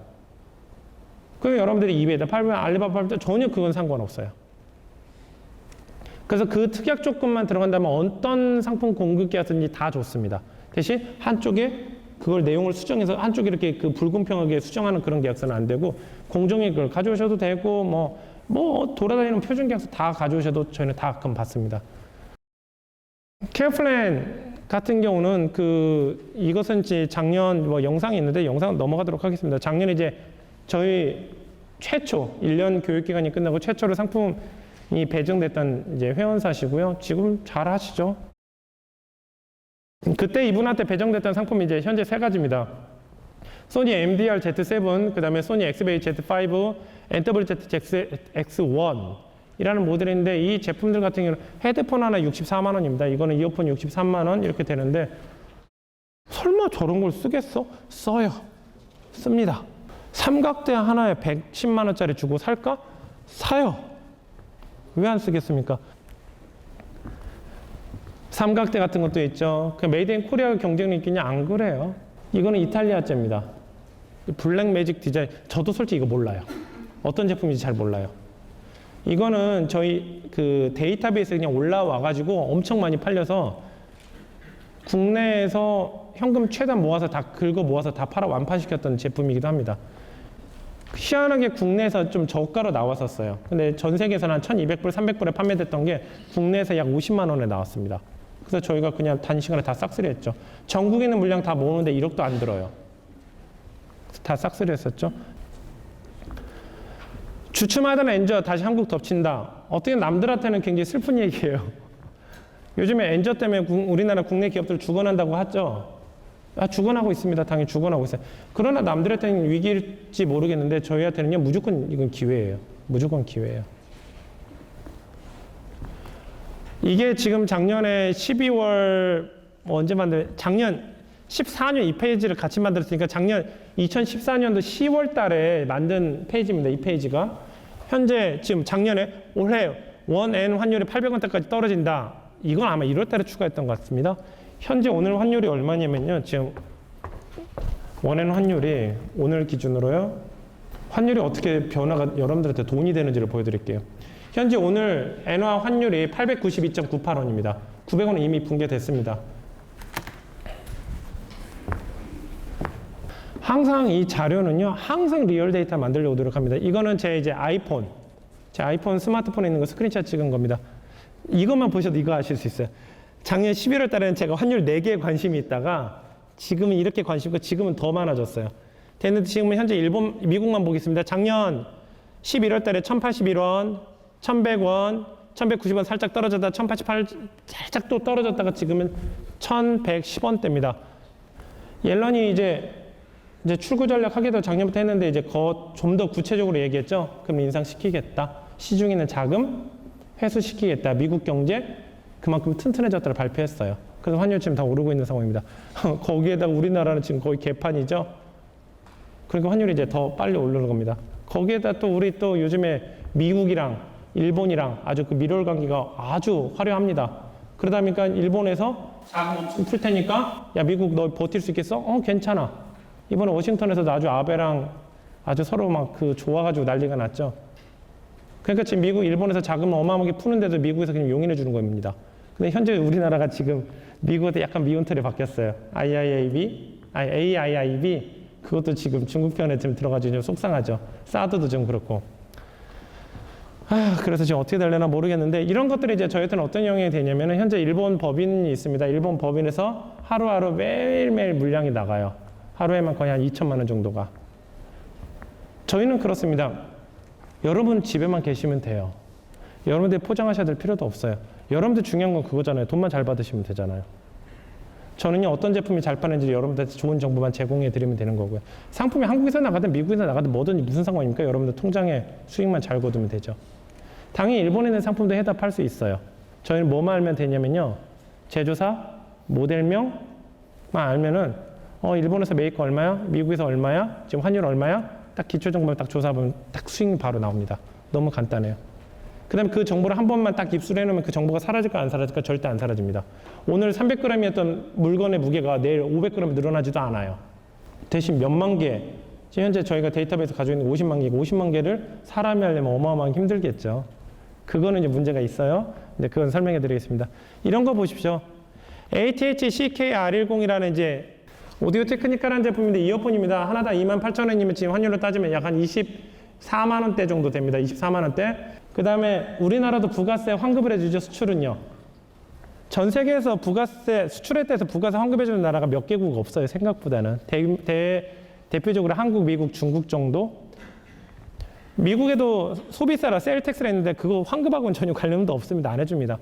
일본 부가세가 현재 몇 프로일까요? 원래 5%였었어요. 근데 작년에 8%로 인상시켰습니다. 근데 조만간 1년에서 2년 안에 10%로 또 인상시킨답니다. 그 얘기는 뭐냐면 수출 더 밀겠다 이거예요. 그러니까 한 5만 원대에 산다고 하더라도 25만 원에서 부가세 환급을 또 받습니다. 그래서 또 한 3만 원 다운이 되죠. 실제로는 이건 22만 원대입니다. 근데 이 제품 같은 경우는 당연히 귀에다 거는 거니까 무게가 얼마나 될까요? 굉장히 가벼워요. 그래서 배송비 같은 경우는 거의 1,000원, 2,000원대까지 다운이 될 겁니다. 대량으로 페덱스 같은 특송으로 들어간다 하더라도. 근데 현재 이 제품의 판매가가 374.98불입니다. 뭐 이것저것 뭐 이쪽에 아마존에 내는 뭐 포장비라든가 배송비 다 빼고 한다면 330불대, 현재 환율 1,100원대 계산하면 36, 7만 원대예요. 현재는요. 이건 계단 거의 한 12, 3만 원 정도 남는 제품입니다. 그러니까 이걸 가지고 많이 기대 안 하셔도 됩니다. 50개, 100대, 아이 그런 거 대박은 없어요. 세상에. 하루에 한 3대만 팔면 되겠다. 하루에 12만 원씩만 수익 거두면 하루에면 36만 원입니다. 한 달로 따지면 얼마죠? 1,080만 원이에요. 근데 연간으로 따지면 얼마죠? 12개월로 따지면 1,080만 원 곱하기 그럼 1억 2천이에요. 수출탑이라는 게 그다지 어렵지 않습니다. 수출탑 100만 불이에요. 그럼 10억 정도 된다, 11억 정도 된다 보겠습니다. 한 달에 그럼 매출 9천만 원입니다. 9천만 원인데 하루 매출 얼마죠? 그럼 9천만 원 나누기 30이라면요? 한 300만 원 정도 됩니다. 300만 원이면요. 평균 한 40만 원짜리, 30만 원짜리 한 7대만 팔면 수출탑 받아요. 어렵잖아요. 아까 MP3 같은 경우는요. 하루에 3대만 팔면 수출탑이에요. 대통령 표창이에요. 하루에 3대만 팔면요. 그런 게 어려운 게 아니라고요. 전혀. 이런 건 PH3라고 합니다. 무게는 약 한 250g 정도 되고 손바닥 정도만 합니다. 직접 만져보긴 했어요. 제가 써보지는 못했고 얘 쓰려면요. 헤드폰보다 비싼 거 써야 돼요. 그러니까 이 전용 케이블만 해도 30만 원입니다. 그 다음에 이 플레이어도 굉장히 비싸야 되는데 어떻게 써봅니까? 그걸 제가 일본 현지에서 빅카메라가 해서 직접 만져보긴 했어요. 무게는 한 150g에서 250g 정도 되고 딱 손바닥만 합니다. 남자 손바닥만 해요. 요만 두께 이만하고. 이건 앰프입니다. 앰프. 이거는 소나타 1이 대박이 나니까 소나타 2가 나오고 소나타 2가 대박이 3가 나온 것처럼 이것도 PH1이라는 모델이 대박이 나서 2가 나오고 2가 대박이 나서 3가 나온 모델이에요. 그 다음에 최근에서야 이게 출시된 건 작년 일본에서 작년 10월 달에 출시됐는데 미국 오프라인에 유통되는 거는 지금 이제 1개월밖에 안 됐어요. 왜냐면 우리나라도 그렇죠. 자기 나라에서 출시가 될 때에서 전 세계 동시 출시는 불가능합니다. 아무리 잘 나가는 아이폰이나 갤럭시라도. 그러니까 실제로 유통의 어떤 그 갭이 굉장히 많이 발생한 저희는 그런 타이밍 어떻게 하냐면 대박이다. 야 일본에서 오늘 출시됐어. 그럼 내일부터 미국에다 팔아. 특성 페덱스나 EMS로 입고시키는데 3일이면 들어갑니다. 그럼 어떻게 하죠? 더 비싸게 팔죠. 왜냐하면 그 제품이 이미 소비자들이 이미 그 제품에 대해 정보 알고 있습니다. 그거 어떻게 알죠? 인터넷이라든가 해외 전시회라든가 이런 거는 상품에 대해 정보 몰라도 됩니다. 이미 개런티가 된 제품이에요. 이거는 한 대 팔 때마다 얼마씩 남냐면요. 얼마나 남을까요? 이거 참고로 MOQ는 약 한 1억 정도 됩니다. 한 상자당 100개 정도 들어갔는데 매입가가 1억 안 되는 거 150대가 MOQ입니다. 한 상자당 150개 정도인데 1억 정도 들어갔죠? 이거 하나 팔 때마다 얼마가 남을까요? 대충 눈치채셨을 거예요.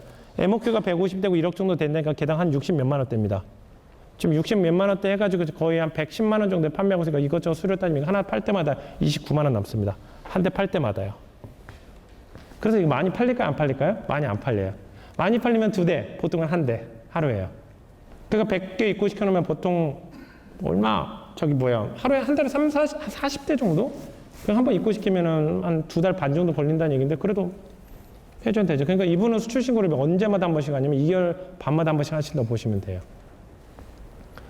그러니까 여러분들이 아는 그런 개념에서 시장을 바라보시면 밑도 끝도 없습니다. 뭐 이런 것도 있죠. 혹시 HMD라고 들어보신 분 계세요? HMD? 이거는 이렇게 여기다 이렇게 머리에다 쓰는 겁니다. 근데 이제 3D까지 지원이 된다는 얘기죠. 그래서 아이폰 같은 거 유튜브로 보지 않고요. 아이폰에다 그냥 꼽고 이 케이블을 꼽고 뭐 보면은 안에서 영화처럼 보이는 거. 실제로 뭐 이렇게 얘네가 광고할 때는 100인치 모니터 보는 효과다라고 얘기를 하더라고요. 그 저희 물류센터도 이렇게 반품 들어와서 있는데 솔직히 막 뜯어볼까 말까 하는데 이게 단가가 너무 세잖아요. 그래서 저도 솔직히 못 뜯어봤습니다. 겁이 나서. 왜냐면 이런 제품들 아시나요? 처음에 뜯어볼 땐 기분 좋은데 한 2-3번 쓰면은 그 다음부터 이렇게 재미없어지잖아요. 그러니까 이런 제품들도 있습니다. 삼각대 하나에 110만 원짜리, 120만 원짜리 그런 것들도 있고요. 그러니까 여러분들이 소비 수준에서 생각하시면 절대 안 돼요. 이런 것도 이어폰이죠. 슈어라는 회사의 이어폰입니다. 지금 이거는 SE535CL이라는 모델인데 현재 이건 글자가 좀 잘 안 보시는데 아마존 현지에서는 약 한 500불, 원화로 따지면 한 55만 원. 근데 일본 현지에서는 3만 4천 원 정도. 지금 실제로 매입하면 22만 원까지도 다운이 됩니다. 그래서 이 제품 같은 경우도 개당 한 20만 원 정도씩. 슈어는 굉장히 이쪽 이어폰 쪽에서는 굉장히 럭셔리 브랜드예요. 아는 사람들은 웬만하면 거의 다 아는. 어떻게 보면 저희가 이제 여러분들한테 설명해 드리는 게 이게 핵심입니다. 이게 핵심이에요. 항상 그래요. 저희가 이걸 잘해요. 이걸 잘해요. 저 이거 진짜 잘해요. 잘하는 게 중요해요. 진짜 프로는요, 잘하는 게 중요한 게 아니라 그 잘하는 것을 어떻게 하는지가 중요해요. 저 똑같이 정상에 올랐습니다. 어떤 사람들은 엄청난 비용과 엄청난 시간을 들여서 올라가는 사람도 있고 어떤 사람은 굉장히 정말 적은 돈 가지고 올라가는 사람도 있어요. 진짜로 잘하는 건 뭐냐면 거기를 올라간 사람이 잘한 게 아니라 얼마나 적은 비용을 가지고 달성했는지가 중요합니다. 아까 얘기했던 것처럼 수익률 10%짜리 상품이 좋냐 안 좋냐 그러면 수익률 15%짜리 상품 없을까 이렇게 찾아보는 게 중요한 게 아니라 경영의 측면에서 내가 어떻게 하면은 재고자산 회전율을 높일 수 있을까? 어떻게 하면 그에 대한 산출물을 만드는데 내 비용이 거의 제로화 시킬 수 있을까? 그걸 고민하셔야 된다는 얘기예요. 그러니까 지금 전체적인 저희 창업 프로그램이 장사 쪽이 아니라 거의 경영 쪽에 초점이 잡혀 있다고 이해를 하시는 게 가장 좋습니다.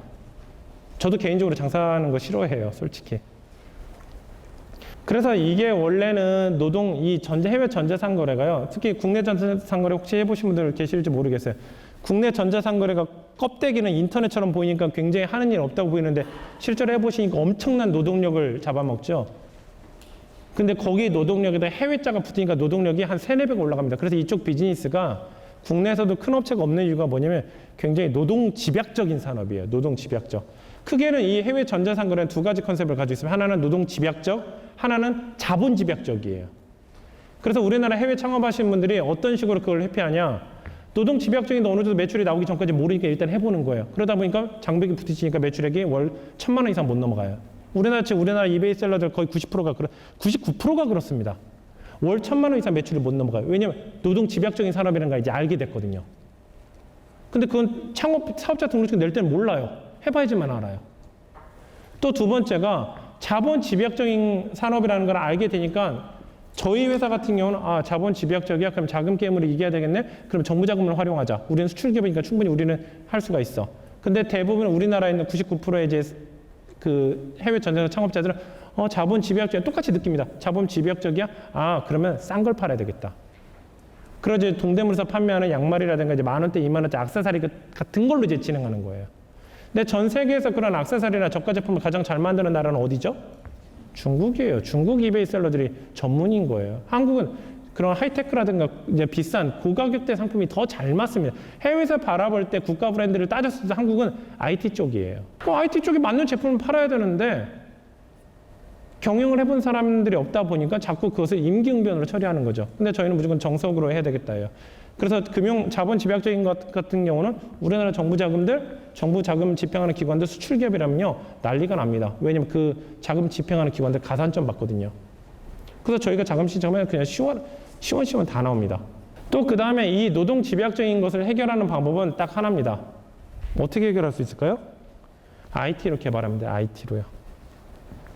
그래서 저희가 이 창업 프로그램을 하기 전부터 IT 시스템을 개발을 했습니다. 모든 것을 다 시스템화 시켜놓자. 그래서 이 기초 데이터베이스 시스템부터 해서 다 만드는 거예요. 근데 그게 개발자 중심으로 해서 만든 게 아니라 경영자가 중심이 돼서 만들어야 됩니다. 그래서 저희 회사에서 운영되고 있는 모든 시스템 기획은 다 제가 합니다. 그러니까 개발자들이 조금 싫어하는 회사예요.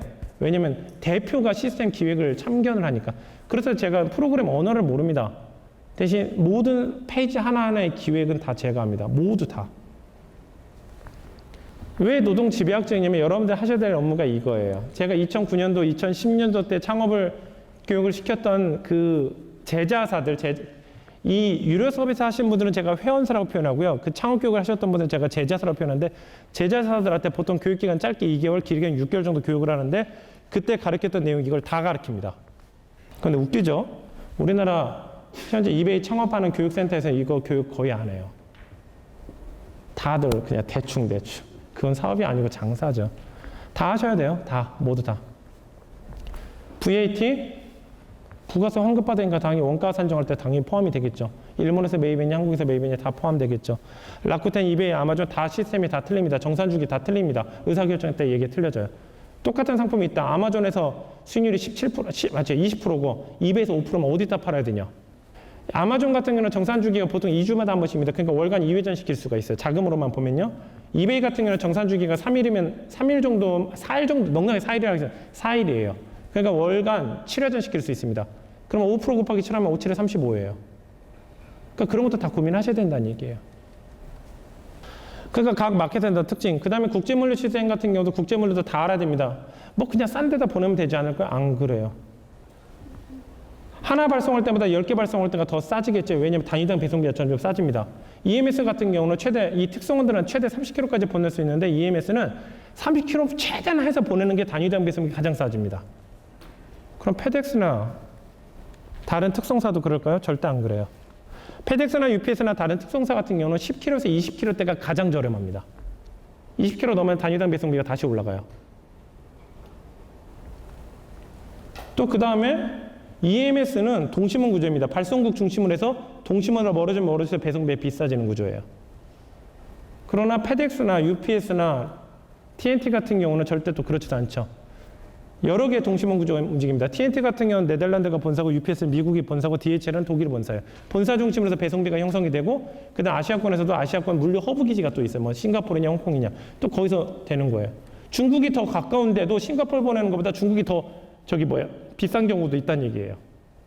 EMS는 그러고 그것을 모든 의사결정을 그때그때 해야 된다는 얘기죠. 그래서 일반적으로 제가 창업교육을 시켰던 분들이 하루에 보통 이제 저는 무조건 100불 이상 10만 원 이상의 제품을 팔라고 하는데 하루에 10개 이상 10건 이상이 판매되면 업무가 거의 마비가 돼요. 수출 신고 10건 해야 되죠. 그 원가 분석 다시 해야 되죠. 기준으로 리스팅된 거 다 체크해야 되죠. 배송 작업 해야 되죠. 거기다 원가 분석 다 해야 됩니다. 그 다음에 공급처에서 가격 바뀌면 또 그거 다 잡아야 됩니다. 그 다음에 외환 환율 정보 계속 바뀌면 그거 업데이트 시켜야 되고요. 그걸 사람이 해요. 사람이요. 그러니까 노동 집약적이 되는 거예요. 그래서 저희가 이제 장기적인 어떤 프로젝트를 진행하게 됩니다. T클라우드라는 이제 프로젝트를 진행하게 돼서 모든 데이터베이스를 다 로직화를 시켜놓고 모든 데이터베이스를 표준화 시켜놓습니다. 색상, HS 코드, 원산지, 모든 데이터, 가로, 세로, 사이즈, 상품 규격 정보는 3가지를 넣습니다. 포장 전, 포장 후, 그 다음에 뭐 특성같이 이제 부피물에 적용하는 어떤 그런 것들, 그 다음에 상자가 들어가면 한 상자에 몇 개가 들어가는지 다 넣어요. 부피 무게, 중량 무게, 배송을 뭘로 해야 될지. 그래서 저희가 기초 시스템만 넣으면 이렇게 나옵니다. 최적 배송. 이 제품은 페덱스로 배송해야 되고 게다가 하나 보낼 땐 16,930원. 최적 구매사량은 91개에서 180. 이건 사람이 넣는 거 아니에요. 이건 저희 전산실에서 그냥 바로 통계가 나오는 겁니다. 최적 구매 수량을 하나 구매할 때 91개에서 182개를 구매할 때가 가장 최적 수량이고 단위당 그렇게 대량으로 나갈 때는 단위당 배송비는 680원에서 516원까지 떨어진다. 그 다음에 원산지 같은 경우도 3가지를 넣었습니다. 브랜드 원산지, 제조 원산지, 유통 원산지. 삼성이라는 제품이 중국에서 생산이 돼서 일본에서 가장 유통가가 저렴하다고 그러면 세 가지를 다 알아야 돼요. 삼성, 코리아. 제조는 차이나. 유통은 일본. 왜 다 알아야 될까요? 일본이라면 당연히 일본 엔화 환율이라든가 일본은 부가세 환율 다 해야 됩니다. 상품 데이터베이스가 50만 개라면 오늘 부가세가 오늘 갑자기 환율이 부가세 일본 부가세율이 8%에서 10% 올랐습니다. 50만 개를 다 수정할까요? 안 그래요. 국가정보 데이터베이스에 들어가지고 8%로 돼 있던 걸 10%로 바뀌면 모든 상품 데이터베이스의 원가가 모두 다 바뀝니다. 그냥 1초 만에요. 모든 상품에 대한 그 제조사에 대한 코드, 브랜드에 대한 코드, 카테고리에 대한 정보, 하물 색깔마저도 레드냐, 저희들이야 빨간색, 레드, 적색 다 같은 말인 거 알죠? 프로그램은 다 다른 겁니다. 그럼 다 이거 표준화시켜야 돼요. 그러니까 표준화시킬 때 우리가 이미지로 표준하면 돼요. 국제 표준이 있는지 없는지 분석하죠. 국제 표준이 있으면 그걸 넣고. 관세청의 HS 코드가 관세청에는 전 세계에 있는 모든 제품에 HS 코드가 있습니다. 그 수가요 17만 개예요. 17만 개 데이터베이스를 언제 책 찾아봐 넣었습니까? 그것도 다 시스템에 들어가 있어요. 모두 다요. 지금 보십시오. 저희가 한국에서 전 세계 200여 개 국가에다가 배송을 한다 그러면 페이지가 총 몇 개 페이지가 돼야 될까요? 200페이지가 돼야 되는 겁니다. 그런데 배송 수단이 하나일 때 가정이에요. 근데 저희가 배송 수단을 지금 현재 5개라고 했으니까 200 곱하기 5니까 벌써 1000페이지가 만들어져야 되는 거예요. 근데 현재 이 시스템 같은 경우는 일본 현지에서 발송을 해도 이 시스템을 바로 활용할 수 있게 만들어져 있습니다. 그러니까 200 곱하기 거기다 그 1000개다 또 200을 또 곱해야 되는 겁니다. 그럼 페이지가 총 몇 개가 되는 거죠? 20만 개 페이지가 배송 시스템만 만들어져야 되는 거예요. 그런데 웃기는 게 뭐냐면 실제로 쓰이는 거는 약 이거 개발하는데 약 2년 반이 걸렸습니다. 실제로 쓰이는 건 거의 3년 뒤고 만들 때는 3년 뒤에 아직 집이 안 만들어졌는데 이렇게 되는 거예요. 개발자도 모아놓고 야, 얘 땅 있지? 근데 우리가 3층 집에다가 거기다가 애기방을 만들 거야. 이 개발자들은 이제 환장하는 거지. 얘가 드디어 미쳤구나. 집도 짓기 전에 벌써 애기방에 전등을 무슨 색깔로 짓지? 자꾸 그 얘기를 하니까 개발자들도 좀 지쳐서 나간 직원들도 있었어요. 그러나 이런 걸 그래도 추진을 해야 되는 건 뭐냐면 저예요. 대표가 해야 되는 겁니다. 다 그래서 개발했죠. 그래서 작년 12월 말일자로 완전히 개발이 끝나서 여기는 더 이상 지금 현재는 개발을 안 하고 있습니다. 하물며 플러그 같은 것도 다 코드화 시켜놨습니다. 앞에 나오는 A, B 이거 다 국제 표준이에요. 플러그가 어떻게 실무에서 어떻게 쓰일까요? 패킹 작업을 할 때 배송지가 미국이다. 그 패킹 작업할 때 안내 멘트가 뜹니다. 우리나라는 돼지코인데 쟤네 나라는 11자 플러그를 써야 되니까 11자 플러그를 배송 상자에다 넣으세요. 일본 상품이다. 그럼 일본 상품에 대해서 한국으로 들어온다. 그럼 일본 어떻게 되죠? 플러그 아니고 플러그 바꾸세요. 또 어떤 거 같은 경우는 전압이 틀린 거예요. 전압 같은 경우는 그쪽에서 자동적으로 메일 날라가기 위해서 지금 당신의 물건이 약 5일 뒤에 도착할 텐데 니네 나라는 220V고 이 제품 같은 110V니까 변압기를 따로 준비해 놓으면 좋을 것 같아. 이런 메시지 그냥 자동으로 그럼 알아서 나갑니다. 이게 표준화의 힘이에요. 표준화의 힘. 이 뼈대를 만드는 게 너무 어려운 일이지 뼈대 만드는 거까지 응용하는 건요. 그냥 하루 이틀이면 만듭니다. 그런 건요. 아까 메일 안내 시스템 그거는 그냥 한나절짜리 프로그램이에요. 혹시 개발하신 분들 아실지 모르겠는데 환율 데이터베이스, 외환은행 데이터베이스로 연결해서 모든 데이터베이스가 실시간으로 절대 사람이 입력 안 합니다. 서버와 서버끼리는요. 연결을 시킬 수 있어요. 그걸 기술로는 API라고 합니다. API로 연결시키면요. 저희 상품 공급자 아이코다라는 회사 있죠. 상품 데이터베이스가 38,000개입니다. 그거 하루에만 가격이 12번이 바뀌어요. 그거를 저희가 로그인해서 그거 가격 얼마인지 어떻게 비교합니까? 간단합니다. 서버끼리만 연결하면 그냥 실시간으로 계속 바뀌어요. 저희가 그래서 원가 분석할 때 아침 9시에 원가 분석할 때 오후 1시에 원가 분석할 때 저녁 7시에 원가 분석이 다 틀려요. 왜냐면 여러 가지 요소가 많이 바뀌지 않겠습니까? 근데 저희는 가장 리얼타임 데이터만 분석하면 되는 겁니다. 국가 데이터베이스, 부가세, 대역, 종교, 국가 전화번호, 그 국가 전화 우리나라는 872번이지 않습니까? 한번 질문해 볼까요? 왜 국가 데이터베이스에 왜 국가 전화번호를 왜 넣어 놓을까요? 고기 같아도 SMS가 날아가게 할 수 있습니다. 그럼 국가 데이터베이스 번호만 넣으면 어떻게 하죠? 그냥 연결만 시키면 돼요. 요즘에 해외 SMS 모듈 같은 거 쓰면 개당 한 70원밖에 안 하거든요.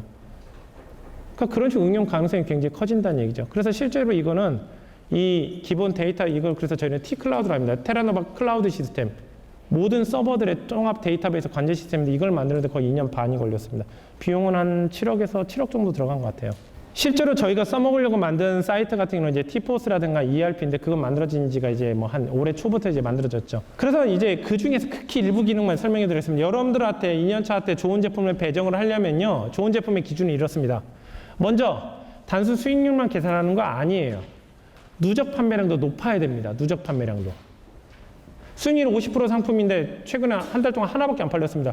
한 제품은 수익률이 11%인데 한 달 동안 200개 팔렸어요. 그게 더 좋은 제품인 거예요.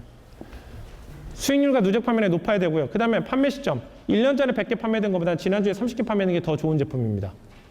그래서 판매 시점에 대한 어떤 데이터베이스 로직을 다 가지고 있어요. 그래서 저희는 주 단위로 됩니다. 바로 전주, 전전주, 과거 12주차, 13주차 그런 데이터베이스를 따로 관리가 돼요. 그 다음에 추측성 데이터, 가정하는 데이터, 육감을 하는 데이터.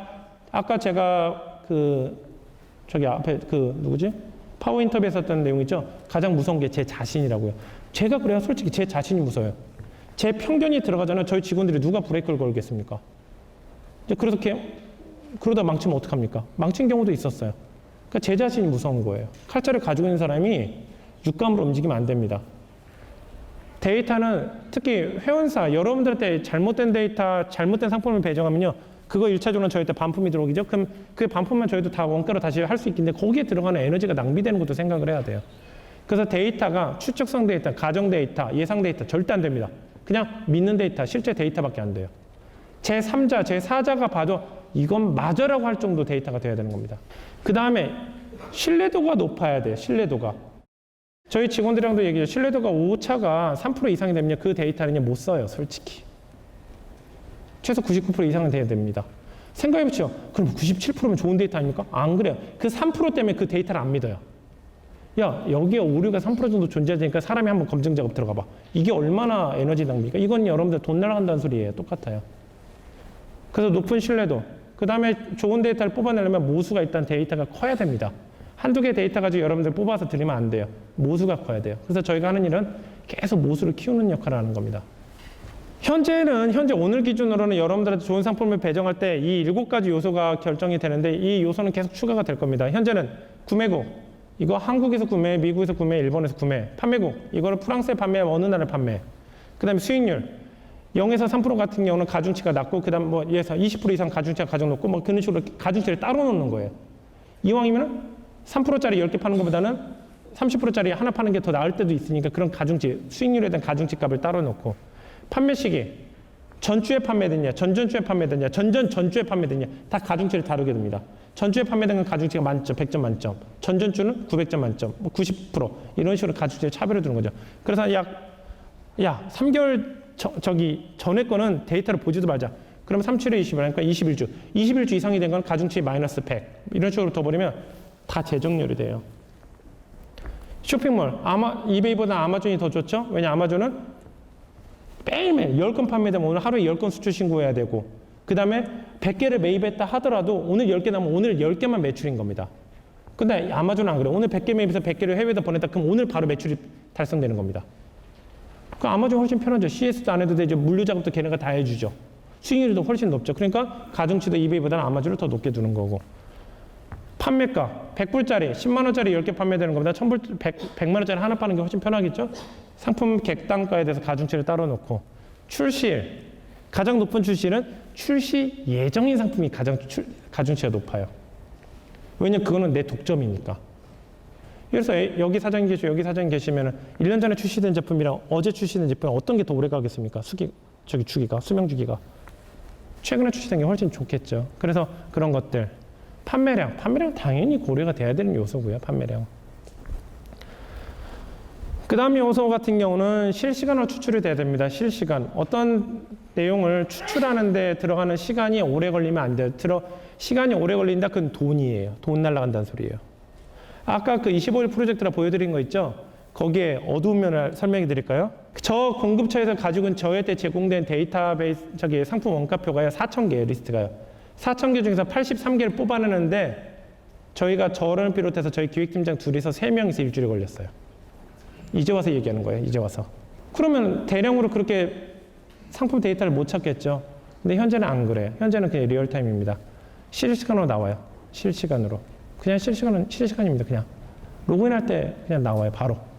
그 다음에 더 중요한 건 뭐냐면 이게 이제 경영자가 이제 중요하게 생각할 겁니다. 데이터를 추출하는 데 들어가는 비용이 많이 들면 안 돼요. 절대로. 현재는 제로입니다.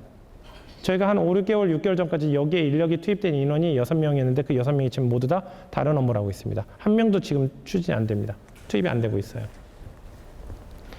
이것은 글로벌 판매 현황입니다. 저희 회원사들이 판매되고 있는 모든 데이터베이스가 실시간으로 자동으로 당겨옵니다. 어느 나라 판매됐는지, 몇 개가 판매됐는지, 얼마에 판매됐는지 가져오면은 그게 저희 T클라우드에 있는 시스템의 정보와 결합이 되고 그 제품이 또 구매를 해서 물류센터를 거쳐가면 물류센터에서 상품에 대한 물류센터도 운영하고 있습니다. 물류센터에서 그 상품에 대한 실측을 하게 되죠. 진짜 물건을 인터넷 홈페이지에서만 볼 수 있는 정보가 아니라 실제 물건을 받아봐야지 알 수 있는 정보들이 있어요. 실제 중량, 포장 전 부피, 그다음 포장 후 부피, 그다음에 제품 거기에 있는 뭐 바코드 같은 국제 표준 바코드 번호 같은 거 이거 직접 봐야지만 알 수 있습니다. 그래서 그 정보가 결합이 되면 당연히 여기는 사람이 안 들어가면 이거는 다 eBay.com과 API로 연결돼 있어요. 자동으로 가져와요. 자동으로. 그럼 저희가 아까 이 페이지에서 설명했던 이 내용들이 이제 요리를 하는 거죠. 레시피대로. 요리를 해서 글로벌 아이템 분석에서 이 순위가 1, 2부터 1, 2, 3, 4, 5, 6, 7, 8, 9, 10, 11, 12 해서 약 7천 순위까지가 지금 쫙 매겨지는 겁니다. 당연히 이 순위는 아침 9시에 로그인했을 때, 저녁 10시에 로그인했을 때, 오후 3시에 로그인했을 때 다 순위가 틀려요. 그래서 저희는 상품 배정을 해야 되겠다. 그러면 여기서 최상위 순위에 있는 것을 약 한 10배수까지 뽑아가지고 그것을 이제 저희가 배정을 해드리는 겁니다. 여기에는 그래서 모든 정보들이 다 취합이 되는 거예요. 구매가, 판매가, 현재 환율, 부피 무게, 중량 무게. 왜냐면 무게를 알아야지만 배송비가 산정이 돼서 정확한 수익률이 나오니까요. 그 다음에 최근에 구매했던 패턴들이라든가 그렇게 됐고 지금 여기를 클릭하면 그 아마존에서 판매되고 있는 내역들이 다 또 나오게 되는 거고요. 그래서 이런 알고리즘을 저희가 쉽게 저희가 마음대로 레시피대로 요리를 할 수 있습니다. 만약에 야 일주일 동안 가장 순위가 높은 걸로 판매 순위로 한번 해보자. 주기로. 일주일 동안 했더니 총점이 2,000점이죠. 2,000점을 했더니 처음에 이런 제품들이었다가 2주차로 했더니 순위가 이렇게 바뀌는 거예요. 이거는 지금이라도 언제든지 할 수 있는 겁니다. 언제든지요. 당연히 비용도 안 들어가고 저희 전 직원 아무나 모두 다. 그러니까 저희가 결국에는 여러분들의 수익을 결정하는 요인이 뭐냐면 좋은 상품을 배정하는 건데 그 좋은 상품이 배정하는데 에러나 노이즈가 끼면 절대로 안 됩니다. 그래서 그것을 여러분들한테 배정을 하면 여러분들 그걸 가지고 판매를 하시면 되는 거예요. 상품 바꿔주십시오. 그러면 저희가 그 바꿔달라고 받은 날 가장 레벨이 좋은 제품을 또 다시 배정하면 끝나는 거고요. 똑같은 제품이 항상 1위가 되지 않는다는 것 좀 보시잖아요. 이런 제품. 이거는 뭐냐면 레이저 거리 측정기입니다. 레이저 거리 측정기. 예를 들어서 줄자 같은 경우는 뭐 5m, 7m 이렇게 되지만 만약 이쪽 벽에서 저쪽 벽까지 자로 재야 된다고 생각해 주십시오. 이거 줄자로 되면 어떻게 합니까? 줄자가 휘어질 텐데. 그런 거 필요 없어요. 이거 저희도 지금 현재 몇 미터짜리 가지고 있더라? DLE 80인가? 70인가? 보실 건데요. 그 DLE 70인 것 같습니다. 그건 뭐냐? 담배갑처럼 생겨서 담배갑처럼 생겨서 여기 벽에다 놓고 빨간 버튼만 누르면 삑 소리 나면서 그냥 바로 정확히 나와요. 센치까지요. 여기 천장까지 높이 재봐야 돼. 딱 그러면 저기 빨간 포인트 생기죠? 딱 누르면 그냥 바로 잡혀요. 그러니까 예전에 줄자 같은 거 재려면 두 사람이 붙고 해야 되는 그런 것도 아니란 얘기예요. 렌즈, 낚시 릴 같은 것도 팔아요. 골프채 같은 것도 있고요. 저희는 돈 대고 특송으로 나갈 수 있는 건 다 팝니다. 예전에 한 3, 4년 전에는 대표님 뭐 어떤 제품이 잘 나가요? 그럼 제가 좀 얘기를 했었는데 지금은 몰라요. 솔직히 저도 몰라요. 그러니까 직원들도 이 제품 써본 사람 아무도 없습니다. 그냥 제조사 모델명 매입가 얼마, 판매가 얼마, 수익률 몇 프로 다 그냥 끝이에요. 그렇지만 이 페이지는 죄송하지만 여러분들한테 공개를 하지는 않습니다. 이 질문 하실 거예요. 이제는 이 정도 되면 야 그렇게 좋은데 왜 테라노바 너 이거 혼자서 안 하고 왜 우리한테 공유해? 당연히 이유가 있죠. 결국엔 이 사업이 무슨 게임이라고 했죠? 자금 게임입니다. 제가 저희 창업할 때부터 2018년도에는 저희 회사를 상장을 시키겠다는 게 제 계획이에요. 그 계획대로 모든 게 이루어지고 있고요. 본사 매입 2015년도 본사 매입해야 됐다. 그래서 올해 본사 매입 한 30억짜리, 40억짜리 다 그것도 이루어진 거고. 그것도 올해 결정된 것도 작년에 결정된 것도 아니고 2009년도, 8년도에 결정된 거예요. 항상 플랜에 따라서 움직입니다. 저희도 마찬가지예요. 결국엔 저희가 상장을 해야 되는데 매출액 5천억 올려야 되겠다. 그럼 저희 매출액 6천억 정도 올려야 되겠다. 그럼 저희 유동자금 얼마 필요하냐면요. 아까 6분의 1 나면 최소 1,000억 정도 필요해요. 저희 부모님이 삼성 이건희는 아닙니다. 그 다음 우리나라 정부 자금, 정책 자금의 특성이 최대 얼마까지 지원이 가능하냐면 70억까지예요. 70억 가지고 아무리 굴려봤자 저희가 400억, 500억밖에 매출 못 올립니다. 아무리 노력해도요. 근데 여러분들은 상장을 꿈꾸시지는 않잖아요. 그러니까 저희는 저희가 가지고 있는 인프라라든가 어떤 정보를 가지고 여러분들이 창업을 시키게 되고 그 다음에 그 매입 자금을 다 여러분들이 부담하시면 되는 거고 저희는 이 상품에 대한 시스템, 배정하는 시스템이나 이 데이터베이스를 여러분들한테 판매하는 겁니다. 저희가 할 일이 뭐가 있습니까? 여러분들 대금 입기시면 저희는 공급자에다 상품 공급 발주 넣고 그 물건 들어오면 바로 그냥 발송해면 저희는 업무가 끝나요. 그 다음에 또 여러분들은 저희한테 뭘 주셔야 되냐면 계약 조건입니다. 정확히 풀네임은 명칭이 뭐냐면 외화 획득용 원료 기재 구매 확인서라는 거 서류를 떼주셔야 돼요. 그 누구만 뗄 수 있냐면요. 직수출자만 뗄 수 있어요. 직수출자만. 제가 해외로 수출하기 위해서 테라노바한테 이만큼을 샀습니다라는 그 실적 증명서를 끊어주셔야 돼요. 그러면 저희가 수출기업으로 바뀌죠. 그러니까 이런 논리로 따지면 2018년도에는 매출액이 한 5천억에서 1조 정도 될 거고 부채 비율 제로인데다가 매출액의 100%가 수출. 이면은 저희가 생각하는 롤모델은 거의 다 완성되겠다. 근데 여러분들은 그 다음에 수익 같은 경우는 연간 1억, 2억이면 충분하다고 생각하시잖아요. 근데 저희 같은 규모에서는 그 정도면 사업 못해요. 아예 못해요. 그냥 서로 부족한 점을 긁어 모아야 되겠다라고 해서 아까 말씀드렸던 캐치프레이즈도 그렇게 만들게 된 거고요. 현재 물류센터는 거의 9년도부터 운영하고 있습니다. 거의 6년, 7년째 하고 있죠. 물류센터는요, 단 한 번도 수익이 난 적이 없어요. 저희 회사 물류센터는요. 앞으로도 그럴 거고. 왜 물류센터 왜 만들었냐면요. 해외 창업을 하는 사람한테 생산성이 떨어지는 업무가 있으면요, 성장을 못 해요. 근데 그 중에서 가장 암적인 존재가 물류 작업이더라고요. 그래서 그걸 뺄 수 있는 방법이 저희가 물류센터 운영하는 수밖에 없어요. 그러니까 사장님들이 직접 패킹하실 필요 없습니다. 포장하실 필요도 없고 테이프 같은 거 하실 필요도 없고 재고 같은 거 관리하실 필요도 없어요. 저희가 다 해요. 바코드 시스템, 영상이라든가 모든 거 다 저희가 합니다. 그래서 저희가 지금 제가 이렇게 말씀드린 걸 보셔도 저희가 1, 2개월 만에, 1, 2년 만에 만든 시스템은 아니라는 건 아실 거예요. 그 다음에 계약 상담 신청을 하셔도 신청 승인이 안 되는 경우도 있습니다. 있으니까 그 점만 좀 염두를 해주시면 좋을 것 같고요. 모든 걸 많이 물어봅니다. 그전에 어떤 비즈니스 하셨는지, 아니면 신용 등급도 물어보고요. 가족 관계도 물어볼 거고요. 모든 것들. 그 다음에 대화는 어떤 방법이라든가 그런 것들. 왜냐면 저희도 여러분들을 투자를 하는 거예요. 투자를. 여러분들이 잘 성장해야 됩니다. 한 300개 회원사인데 한 회원사당 20억씩만 매출 나온다고 해보십시오. 300개 곱하기 20은 얼마일까요? 여기서 바로 초등학교 나오죠, 이제. 20 곱하기 300은 6천이에요, 6천. 그 회원사 한 명이 20억 됐는데 정부 자금 잘 받아가지고 다음 년 유동성이 더 커져서 다음 년도 매출이 30억 뜁니다. 그럼 저희 그 다음 년도 6천억이었던 회사가 그 다음 년도에 바로 9천억으로 뛰는 거예요. 솔직히 저희 책임 영역은 거의 없어요, 생각보다는요. 대신 이제 그 회원사들 한 명 한 명이 모든 지식을 다 아셔야 돼요. 경영에서 알아야 되죠. 관세법도 알아야 되고 외환관리법도 알아야 돼요. 아까 그 MP3에 배정되신 분처럼 재무제표도 이해를 하셔야 돼요. 대신 저희가 다 가르쳐드려요. 모든 거 다 가르쳐드려요. 모든 거 다. 주거래형이랑 어떻게 거래를 하는지, 신뢰를 어떻게 쌓는지 그게 다 제가 강의를 합니다. 모두 다. 그래서 처음 계약하신 분들은 이렇게 계약서 신경 쓰고 그 돈 때문에 신경 쓰고 그러시는데 2년차 케어 플랜 들어가신 분들은요, 계약서 안 쓰신 분들이 거의 90%예요. 왜냐면 저희를 더 잘 알아요. 더. 소신 갖고 하면 됩니다. 소신 갖고. 창업 준비물 같은 경우는 서비스 비용이 필요할 거고요. 그 다음에 기장료. 기장료는 비쌉니다. 비싼데 제가 세무사 이쪽이랑 관련도 없어요. 세무사님한테 저희가 다 저희 회원사 몰아드릴 테니까 얼마 정도 받으시겠어요? 그때 15만 원 받는다 하시더라고요. 그래서 제가 뭐라 했냐면 그냥 20만 원 받으세요. 대신 확실하게만 서비스해 주세요. 여러분들이랑 저랑 이제 엇나가는 경우가 어떤 쪽에서 엇나가냐면은 저는 이래요. 파트너가 돈 못 벌면요, 여러분들 절대 돈 못 벌어요. 세무사한테 그 5만 원 그거 아껴봤자 어떤 분들은 10만 원 해주는 세무사를 옮기고 막 이렇게 하더라고요. 파트너가 돈을 못 벌잖아요. 절대 여러분들 돈 벌 기회 안 옵니다. 어떤 경우에도요.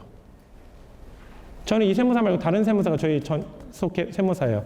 세무사한테 얘기합니다. 세무사님, 세무사 기장료 올릴 때는 절대 저한테 얘기하지 마세요. 그냥 알아서 그냥 청구하세요.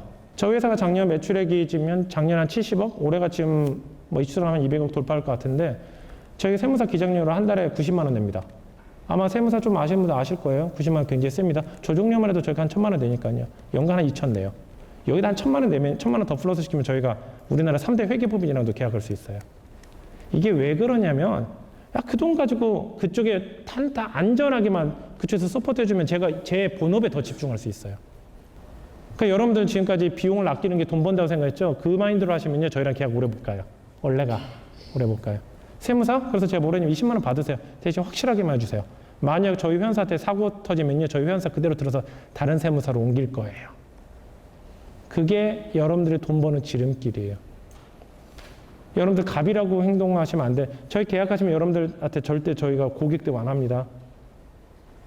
저희가 여러분들이 저희한테 원하는 것도 그렇고 제가 여러분한테 원하는 것도 그렇고 딱 하나예요. 여러분들 안 망하고요. 잘 성장하는 게 최고예요.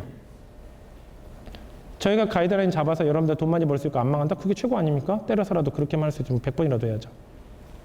그래서 말 안 되실 때는 저희가 먼저 얘기합니다. 계약 해지하는 게 좋을 것 같아요, 사장님.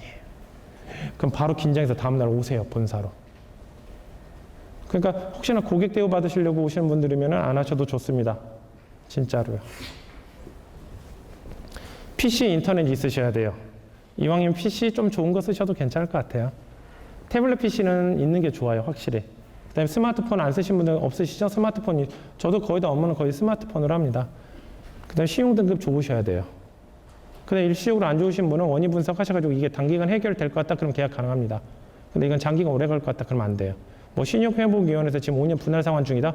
이거는 그 원금 상환하기 전까지 등급 안 올라갑니다. 안 돼요. 절대 안 돼요. 그래서 결국엔 신용 등급이 중요하니까 이런 부분만 좀 고려하시면 되고요. 책 좀 읽어보세요. 책 좀 읽어보세요. 뭐 이거 책 팔려고 여러분들 하는 거 아니에요. 이거 책 팔아 지금 인쇄 거의 없어요. 거의. 근데 이쪽 비즈니스가 뭔지 좀 이해를 좀 하세요. 이해를 하시면은 여러분 생각했던 완전 딴판입니다. 그러니까 책 좀 읽어보세요. 책 읽었는데 쓰레기다. 그러면 저희한테 택배 보내세요. 제가 돈 입금해 드릴게요. 쓰레기는 아니에요. 여기 어딘 줄 아세요? 여기 어딜까요? 인천대교죠, 인천대교.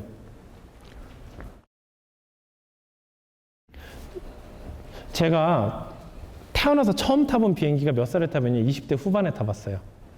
태어나서 처음 타본 비행기가. 그것도 뉴욕 가는 14시간 반짜리.